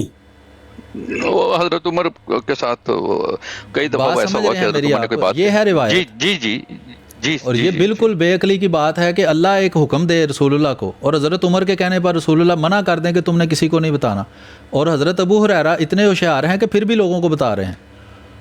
یہ ہو سکتا ہے؟ اس میں کوئی بات، کسی بھی آنکھ کان سے نہیں ملتی، کان ناک سے نہیں ملتا، کہ حضرت عمر کون ہے بھائی؟ جو اللہ کا حکم، قرآن میں اللہ کا حکم ہے کہ اگر تم نے یہ بات جو میں نے تمہیں پہنچائی ہے لوگوں تک نہ پہنچائی تو تم نے رسالت کا کام ہی نہیں کیا، رسالت ہی گئی اس میں، مان لو حدیث کو، قرآن کی آیت ہے ویسے۔ جی تو یہ ممکن ہی نہیں ہے کہ اللہ ایک بات بتائے کہ لوگوں کو بتاؤ، اور حضرت عمر کے کہنے پہ حضرت نبی اکرم صلی اللہ علیہ وسلم بات بتانے سے منع کر دیں، اور حضرت ابو ہریرہ نافرمانی کریں رسول اللہ کی اور پھر بھی لوگوں کو بتا دیں۔ اچھا، اس کا ایک دوسرا ترک، اس کا جو دوسرا ایک ترک آیا ہے نا اپنا میر صاحب، اس میں یہ ہے کہ عبداللہ بن جابر رضی اللہ عنہ نے یہ روایت جو بیان کی ہے یہ اپنے مرنے سے پہلے بھی کی، اور انہوں نے کہا کہ میں نے صرف اس لیے بیان کی ہے کیونکہ انہوں نے کہا کہ جب وہ حضور رفع حاجت کر کے واپس آ رہے تھے تو وہ بات کرتے آ رہے تھے، تو یہ ان کو پیچھے روک دیا تھا، تو اس میں وہ کہتے تھے چاہے اس نے زنا اور چوری کی ہو، چاہے اس نے زنا اور چوری کی ہو حضرت عبداللہ بن جابر رضی اللہ عنہ کہتے ہیں کہ میں نے پہچانا نہیں کہ ساتھ میں تو وہ اکیلے ہی باتیں کرتے آ رہے، تو پھر جب ان کو یہ نبی علیہ السلام نے فرمایا کہ مجھے جبرائیل نے یہ کہا ہے، تو انہوں نے کہا کہ میں جا کے بتاؤں نا، تو انہوں نے کہا کہ نہیں پھر تو لوگ عمل کرنا ہی چھوڑ دیں گے، تو اس پہ انہوں نے نہیں بتایا، اور اس کے بعد حضرت عبداللہ بن جابر نے اپنی آخری عمر میں وفات سے پہلے بتایا اور کہا کہ میں یہ اس لیے بتا رہا ہوں کہ مجھے یہ بھی پتا ہے، اس حدیث کا بھی پتا ہے کہ نبی علیہ السلام نے فرمایا کہ جس چیز کا کسی شخص کو علم ہو اور وہ نہ بتائے تو اس کو آگ کی لگام ڈالی جائے گی۔ یہ آگ کی لگام حضرت ابو ہریرہ کو پڑ گئی ہے پھر اس کی میں آپ کو ایک صحیح روایت نہیں میں آپ کو صحیح روایت بتاتا ہوں, روایت صحیح ہوگی, اس کی ذمہ داری میری ہے کہ اس پر سارے حکم صحیح کے لگے ہوں گے. حضرت ابو ہریرہ نے کہا کہ مجھے رسول اللہ نے 2 قسم کے علم دیے, ایک علم میں تمہیں دے رہا ہوں, دوسرا چھپا رہا ہوں, کیونکہ اگر تم چھپاؤ نہ تو تم میری گردن اتار دو. پڑ گئی ہے وہ والی آگ کی غلام کے نہیں, آگ کی لگام کے نہیں. ہاں وہ یہ تو ان کا ہے روایت ہے ان کی, بالکل بالکل. اس لیے یہ جو روایات ہیں نا یہ سب دڑا مڑا اکٹھا ہوا ہے. اس قدر جھوٹ اس وقت بولا گیا ہے کہ کوئی دنیا کا بندہ جھوٹ کو سچ سے الگ 100% کر ہی نہیں سکتا تھا. ممکن ہی نہیں تھا کہ کوئی بندہ جھوٹ کو سچ سے الگ کر دے. فی الوقت میں کہتا ہوں حضرت عائشہ سے 2 جوان مرد آ کے پوچھتے ہیں بھائی رسول اللہ غسل کے لیے کتنا پانی استعمال کرتے تھے, تو جناب اندر جا کر پردہ کر کے نہا کے دکھانے لگ گئی ہیں. یہ صحیح روایت ہے, بخاری مسلم میں موجود ہے. جی ہاں, کوئی عقل باشعور بندہ اس چیز کو ایکسیپٹ کر سکتا ہے کہ آپ سے آ کے میں پوچھتا ہوں, اور وہ پھر ایک عورت ہے جس پر پردے کا حکم ہے, بے شک اس جو مرضی رشتہ دار ہو یا جو مرضی ہو, بھائی پوچھا ہے کہ بے شمار روایات موجود ہے کہ پانی کتنا استعمال ہوتا ہے, رسول اللہ کیسے غسل کرتے تھے, آرام سے بتایا جا سکتا ہے. نہا کے کھانے کی کوئی ضرورت محسوس ہوتی ہے انسان کو نہیں. صاف پتہ چلتا ہے کہ کسی نے, دیکھیں یہ روایات اگر آپ تحقیق کریں نا تو سارے کی ساری بنو عباس کے دور میں لکھی گئی ہیں, جو کہ بنی امیہ کے دشمن تھے. سارے بنی امیہ کو قتل کر کے تو انہوں نے اپنی حکومت قائم کی تھی. اس کے دور میں ساری روایات لکھی گئی ہیں. بے شمار جھوٹ جو ہے وہ گڑ گڑا کے لوگوں نے ان کے خلاف, حضرت ابو بکر, عمر, عثمان, حضرت عائشہ, حفصہ کے خلاف گاڑ کے اکٹھا کیا ہوا تھا. ان جھوٹوں میں سے ایسے جھوٹ کئی ہیں جو صحیح بخاری مسلم میں بھی شامل ہو چکے ہیں, اور وہ خود اس کا کانٹینٹ بتاتا ہے کہ یہ جھوٹ ہے. جی میر صاحب, ایک وہ بھی روایت ملتی ہے نا کہ جس میں ایک شخص آتا ہے حضرت علی رضی اللہ عنہ کے پاس اور کہتا ہے کہ جی آپ کو نبی علیہ السلام نے کوئی ایسا بات بتائی تھی جو دوسروں کو نہیں بتائی. تو انہوں نے کہا کہ نہیں ایسی کوئی بات نہیں, اور انہوں نے کہا کہ اپنا جو تلوار کی میان تھی وہ کھولی اور اس میں سے ایک پرچہ نکالا جس میں وراثت کے اصول تھے. یہ ایک ملتا ہے واقعہ. اور دوسرا ملتا ہے جہاں پہ حضرت ابو ہریرہ رضی اللہ عنہ نے فرمایا کہ مجھ سے زیادہ روایات جو ہیں وہ عبداللہ بن عمر بن عاص رضی اللہ عنہ نے کی ہیں, کیونکہ وہ لکھ لیتے تھے اور میں لکھتا نہیں تھا. تو میں اکثر سوچتا ہوں کہ وہ جو یہ لکھے ہوئے پرچے تھے یا جو بھی تھا وہ ان کا کوئی تذکرہ نہیں ملتا بخاری میں یا کچھ, وہ کہاں گئے؟ میر صاحب ایک میرا سوال رہیے گا ساتھ ساتھ ان کا جواب کرتے ہیں. میر صاحب ہمیں جو پرابلم ہے وہ یہ ہے, پرابلم تو نہیں ہے ہمیں, آپ تو خیر ہم تو اس معاملے میں بہت دیر سے اس میدان میں ہیں, ہم تو اس چیز کو سمجھتے ہیں, لیکن جو ہمارے نئے ہیں جو نئے ہوتے ہیں نا, جو مجاہد جو ہیں جن کو بیچاروں کو اتنا بھی علم نہیں ہوتا کہ ہمیں کودنا کیسے ہے, تو وہ ان کے لیے یہ پریشانی کا موجود بنتا ہے. جب حضرت مسیح موعود علیہ السلام نے کہا ہے کہ جو بخاری ہے وہ اصحاب کتاب بعد کتاب اللہ لکھا ہے, اور پھر اس کے بعد حضرت خلیفۃ المسیح ثانی نے یہ لکھا ہے کہ مجھے خواب میں دکھایا گیا ہے کہ یہ کتاب جو ہے اس میں ہر حدیث درست ہے, تو پھر ہم وہاں پہ اس کا پھر ہم کیا طور کرتے ہیں, یہ بتائیے گا جزاک اللہ. حضرت مسیح موعود علیہ السلام نے جو فرمایا ہے نا کہ یہ اصح الکتب بعد کتاب اللہ ہے, وہ اپنی حیثیت میں دوسری کتابوں کی نسبت زیادہ بہتر ہے. اس کا یہ نہیں مطلب کہ اس کا لفظ سچ ہے. یہ کہیں مسیح علیہ السلام نے نہیں فرمایا کہ بخاری کا لفظ سچ ہے. یہ لکھا ہے نہیں وہ بعد کتاب اللہ ہے. اگر یہ ایسے ہی الفاظ موجود ہیں, وہ تو الفاظ بھی پڑھے جا سکتے ہیں, تو وہ تو ایک عموماً ایک تصور ہے نا کہ بعد کتاب اللہ یہ اصح الکتب ہے, یعنی کہ دوسری کتاب. اصح الکتب کا مطلب یہ ہے کہ دوسری کتابوں کی نسبت زیادہ قابل اعتبار ہے, بس. ہاں جی میر صاحب, وہ حضرت مسیح موعود علیہ السلام نے یہ محمد حسین بٹالوی کے جواب میں لکھا ہے, وہ فقہ المسیح کے صفحہ نمبر 13 پہ ہے یہ والی بات, کہ جس میں اس نے دریافت کیا کہ آپ کیا بخاری مسلم کی کسی حدیث کو موضوع سمجھتے ہیں. تو حضرت صاحب نے جواب دیا اس کو کہ میں نے اور وہاں جو لفظ استعمال کیا ہے وہ یہ ہے کہ میں نے ابھی تک کسی حدیث کو, بخاری مسلم کی کسی حدیث کو موضوع قرار نہیں دیا. تو یہ حضرت مسیح موعود علیہ السلام نے وہاں ہے, یہ اس کے فقہ المسیح کے صفحہ نمبر 13 ہے. تو لیکن وہاں پہ حضرت صاحب کا لفظ ہے کہ ابھی تک. اب ایک جگہ ہے میں آپ کو بات بتا دوں گا, وہ بات بتائیں گے ہم, آپ جب کریں گے نا ہم لوگ آپس میں پھر آپ کو بتا دوں گا. اچھا ارتھے بھی کر لینے دو نا, میرے بھی تو علم سے اضافہ ہو جائے. مسلم دی حدیث ہے گی. اچھا نہیں صاحب, آپ نے یہ تو آپ نے فرما دیا ہے کہ اصل کتاب کا تو بتا دیا، لیکن جو خلیفۃ المسیح ثانی مسلم موعود رضی اللہ عنہ کا جو خواب ہے، انہوں نے کہا ہے کہ جو بھی اس کی جو بھی خواب جو ہے حدیث نا ہے وہ تعبیر وہ کر درست سکتے ہے. ہیں. ٹھیک ہے، ہاں ہم یہی جواب دیتے ہیں. جزاک اللہ، بہت شکریہ. بات میر یہ صاحب، ہے کہ جب آپ کیا کیٹیگوریکلی کہتے ہیں؟ کسی چیز کے بارے میں بات ہوتی ہے نا، تو کیٹیگوریکلی اگر انہوں نے کہا ہے کہ بھئی میں نے ساری ایک حدیث پڑھ لی ہے، اس کا لفظ سچ ہے، یہ نہ کسی بھی خلیفہ کی سیم علیہ السلام کی کسی کتاب میں ایسی کوئی بات نہیں لکھی ہوئی. جیسے حضرت ابو ہریرہ ہیں، ان کی جو روایات ہیں، ان میں نے جو آپ کو روایت بتائی ہے نا کہ سوٹے کے نشان میں نے دیکھے ہیں، جی وہ سوٹے کے نشان ہاں. مجھے نہیں لگتا کہ ابو ہریرہ نے کہیں حضرت، اور مجھے یہ بھی پتہ ہے کہ جو تشریح جماعت نے کی ہوئی ہے، کوئی اس کا ترجمہ، 2 ہی کتابیں ہیں جس کا جماعت کو اللہ نے ابھی تک توفیق دی ہے جس کا ترجمہ کرنے کی، ایک بخاری اور ایک مسلم. وہ میرا خیال شاہ ولی اللہ ہیں رضی اللہ تعالیٰ عنہ، شاید انہوں نے اس کا ترجمہ کیا ہوا ہے بخاری کا، اور اس میں توجیحات پیش کی گئی ہیں کہ وہ حجر تھا، وہ ایک انسان کا نام تھا. پھر بھی یہ بات پوری نہیں اترتی کہ اگر وہ انسان بھی تھا تو وہ حضرت موسیٰ کے زمانے سے حضرت ابو ہریرہ کے زمانے تک موجود تھا کہ اس پر انہوں نے سوٹے کے نشان دیکھ لیے تھے. تو کسی چیز کی 100% توجیح پیش نہیں کی جا سکتی. سمجھے میری بات؟ جی. حضرت عائشہ نے نہا کر دکھایا. آگے اگر پتھر کا پردہ بھی تھا مثال کے طور پر، تو مقصد کیا ہے بھئی؟ آگے پتھر کا پردہ کر کے تو نہا کے دکھانے کا مقصد ہی نہیں ہے کوئی بھی.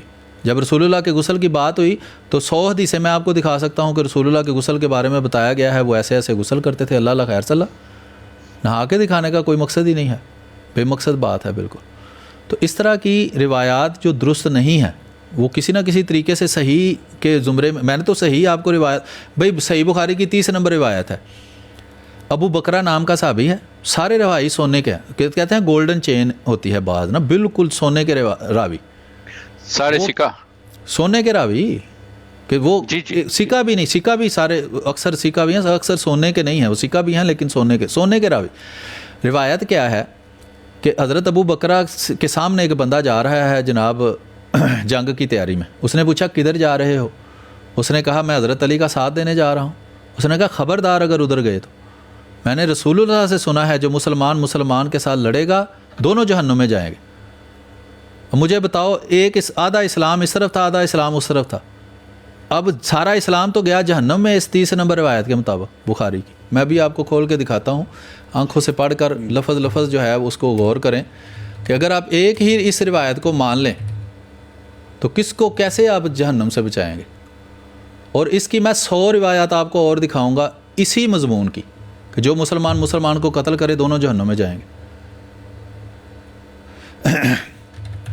سمجھے میری بات؟ میر بھائی بٹ صاحب سے پوچھیں گے بور تو نہیں ہو گئے اتنی انٹلیکچوئل؟ جی.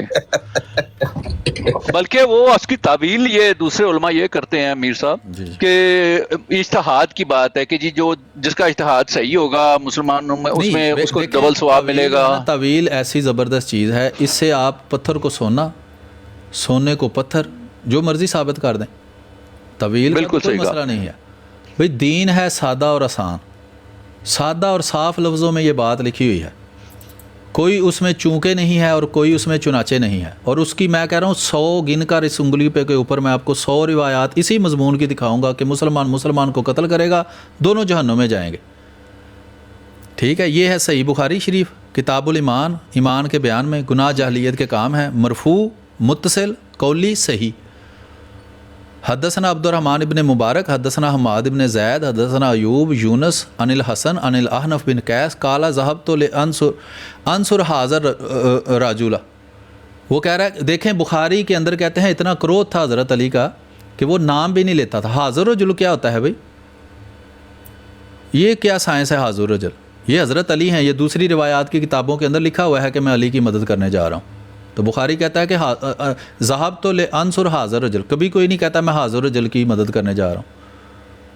نام لیا ہوگا نا کہ حضرت علی کی مدد کرنا جا رہا ہوں. فلقینی ابو بکرہ، تو رستے میں کس سے ملا؟ ابو بکرہ سے.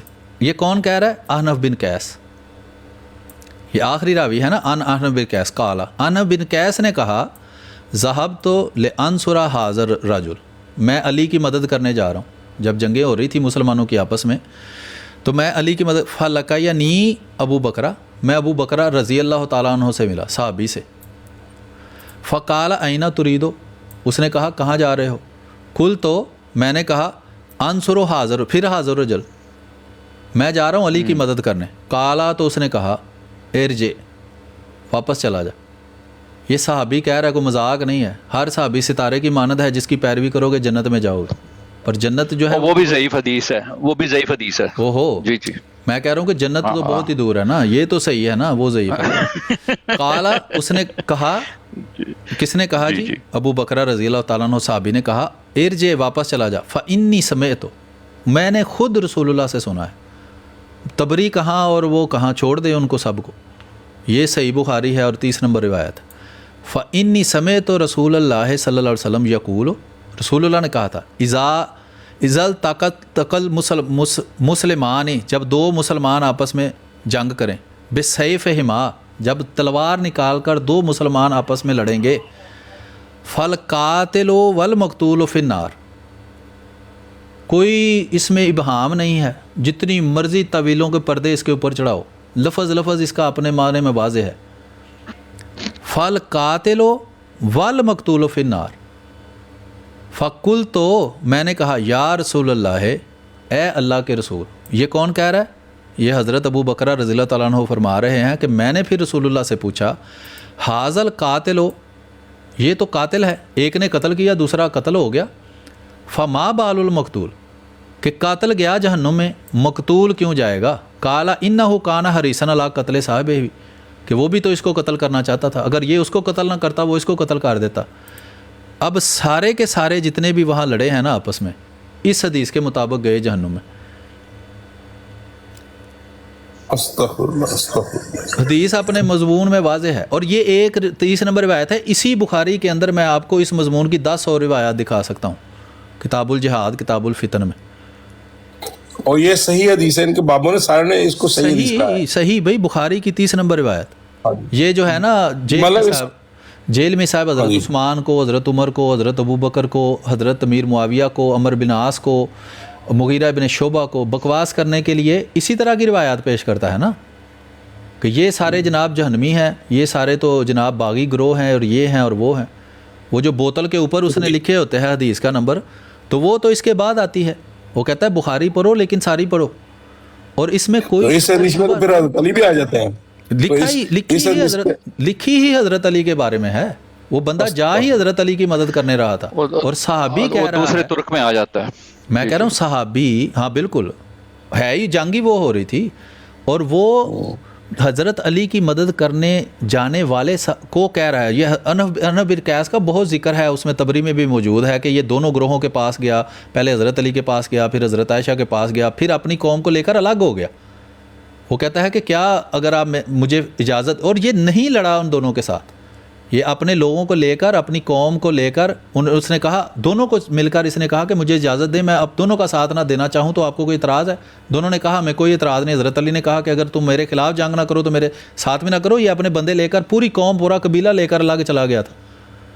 اور یہ روایت، کیا نام بتایا آپ نے اس کا؟ کیا نام بتایا؟ یہ لکھا ہوا ہے احنف بن قیس. احنف بن قیس، ٹھیک ہے جی. بڑا مشہور بندہ ہے یہ، اس کے بے شمار اس کے بارے میں واقعات لکھے ہیں. تبری سب سے پرانی آپ کو بتایا روایت ہے، اسے پرانی کوئی روایت ہی نہیں ہے. اور یہ احنف بن قیس اپنے قبیلے کو لے کر الگ ہو گیا تھا. اور یہ صاف وہ کہہ رہا ہے کہ رسول اللہ صلی اللہ علیہ وسلم نے فرمایا جب دو مسلمان تلوار نکال کر ایک دوسرے کو قتل کریں تو قاتل بھی جہنم میں جائے گا اور مقتول بھی جہنم میں جائے گا. بتائیں، وہاں 50,000 بندہ قتل کیا ہے حضرت علی کی 4 سالہ 4.5 سالہ جنگوں میں. اور وہ ڈاکٹر اسرار کو اگر اس کی بات مان لیں تو وہ کہتا ہے 1 لاکھ بندہ مرا ہے، اور سارے مسلمان. تو بتائیں کہاں ہے جنت؟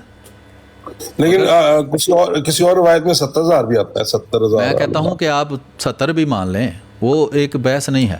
بحث یہ ہے کہ یہ صحیح روایت ہے یا نہیں ہے، بخاری کی ہے یا نہیں ہے. اس میں صاف اور واضح طور پر لکھا ہے کہ حضرت علی، اب اگر اس کی بنیاد کو ہم کھودیں تو وہاں سے تو بالکل کوئی ایسی بات نہیں نکلتی کہ جس کو ہم آگے چلا سکیں، کہ حضرت عثمان رضی اللہ تعالیٰ عنہ جیسا معصوم بندہ، جس نے خود شہید ہونا خلیفہ ہو کر، جس کے پاس 3 بر اعظموں کی فوج تھی، خود شہید. حضرت امیر معاویہ حج کے دور میں حضرت عثمان شہید ہوئے ہیں، اور حضرت امیر معاویہ وہاں موجود تھے، وہ کہتے تھے ابھی میں آپ میرے ساتھ شام چلے جائیں. انہوں نے کہا میں رسول کا شہر نہیں چھوڑوں گا.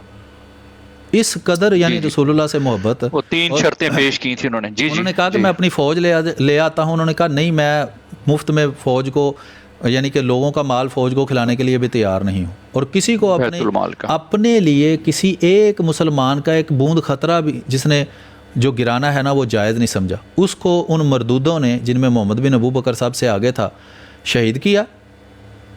اور پھر ان کی شہادت کے بعد ان قاتلین عثمان نے حضرت علی کو خلیفہ بنایا. ان میں مالک اشتر بھی شامل تھا جو ان قاتلین کا سردار تھا. حضرت علی نے ان کو سزا تو کیا دینی تھی، اس کو گورنر بنایا، اپنی فوج کا سپہ سالار بنایا. محمد بن ابو بکر جو قاتل تھا حضرت عثمان کا، اس فساد کا سرگنا تھا، اس کو مصر کا گورنر بنایا 5 سال 4.5 سال تک. جی جی میر صاحب، محمد بن ابی بکر تو ایک سیکنڈ سبحان اللہ، محمد بن ابی بکر تو جو ہے نا وہ تو چلا گیا تھا نا جب اس نے داڑھی کو ہاتھ پکڑا تھا، چلا گیا تھا. دوسری روایت کے مطابق سب سے پہلے حضرت عثمان کے دوسرے سے نیزہ پکڑ کر ان کی گردن کے اندر نیزہ محمد بن ابو بکر نے مارا تھا.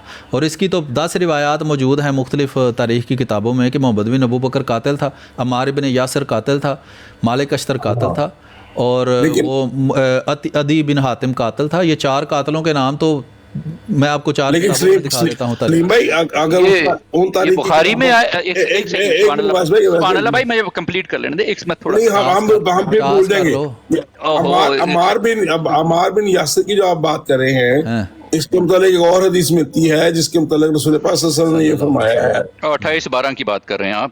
نہیں ہاں وہی کہ ان کو ایک باغی گروہ قتل کرے گا. اب اس کا کیا یہ بھی حدیث صحیح ہے؟ محمد علی جیل میں کی بوتل پہ لکھی ہوتی ہے یہ روایت، وڈی کر کے لکھی ہوتی. میں وہی تو کہا 28-12 نے پڑھ لی ہے تو 30 نمبر بھی پڑھ لیتا. وہ ان کو باغی لکھا ہے، ان کو تو جہنم میں لکھا ہے. پھر کیا کرنا ہے؟ اور نام لے کر لکھا ہے. اچھا یہ جو باقی جو روایتیں آئی فی النار، وہاں لکھا ہے کہیں کہ وہ باغی فی النار ہیں. اچھا یہ سلیم بھائی، میں نا ایک بھائی کا میں تعارف کرا دوں. یہ ابو مروان صاحب یہاں پہ نیچے بیٹھے ہیں. جی جی یہ نئے احمدی ہیں، بہت ینگ نوجوان انڈیا سے ہیں، امریکہ میں ہوتے ہیں سب، لیکن ان کا جو تعلق ہے انڈیا سے ہے. جی جی ان کا بھی ماشاءاللہ اس میں اسماء و رجال پہ کافی جو ہے، یہ اہل حدیث سے تعلق رکھتے تھے. جی جی ان کا بھی اسماء و رجال پہ اور آج کل کتاب بھی لکھ رہے ہیں. تو میں اب میوٹ لگاتا ہوں، اگر یہ گفتگو کرنا چاہتے تو کریں. مجھے علم نہیں تھا یہ کتاب بھی لکھ رہے ہیں. جی میر صاحب آپ کچھ کہہ رہے تھے؟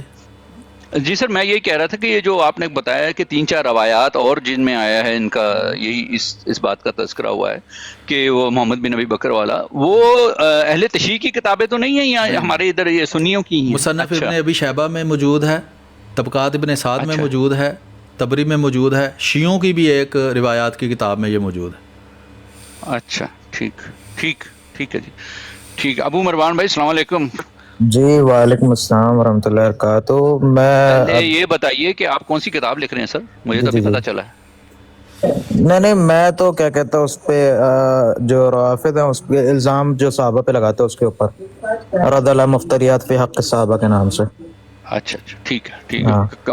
اچھا میرا ایک مائنڈ روسٹر میر سلیم بھائی سے ایک چھوٹا سا سوال ہے. جی بھائی. میر سلیم بھائی، آپ نے ابھی ایک بات بولی کہ جو انجینئر صاحب 2812 والی حدیث پیش کرتے کہ عمار رضی اللہ تعالیٰ عنہ کو باغی گروہ قتل کرے گا. اچھا میں آپ سے کہتا ہوں کہ میں ان باغی گروہ کو خوارج ثابت کرنے کا وہ رکھتا ہوں، کیونکہ مستدرک للحاکم میں 2693 میرے خیال سے 43 میں 53 میں آپ کو حوالہ کھول کے دکھا دوں گا کہ وہ حدیث جو قول ہے وہ اللہ کے رسول صلی اللہ علیہ وسلم کی جو حدیث ہے وہ خوارج کے لیے تھی. وہاں پہ کلیئر کٹ جو باغی کے لیے جن کا استعمال کیا گیا وہ خوارجوں کے لیے استعمال کیا گیا. اور اللہ کے رسول نے خوارجوں کو سمجھ گیا ہوں، وہ ایک فکرے میں آپ نے کہہ دیا بس وہ کافی ہے کہ اس میں لکھا ہے خوارج کے، بس اس کی تفصیلیں بتانے کی ضرورت نہیں ہے، وہ لوگ خود ہی سمجھ جائیں گے. حضرت عمار بن یاسر جو تھے نا وہ خود باغی تھے، ان کا کیا کرنا ہے؟ اچھا میں اس پہ تو میر سلیم بھائی آپ کی بات کر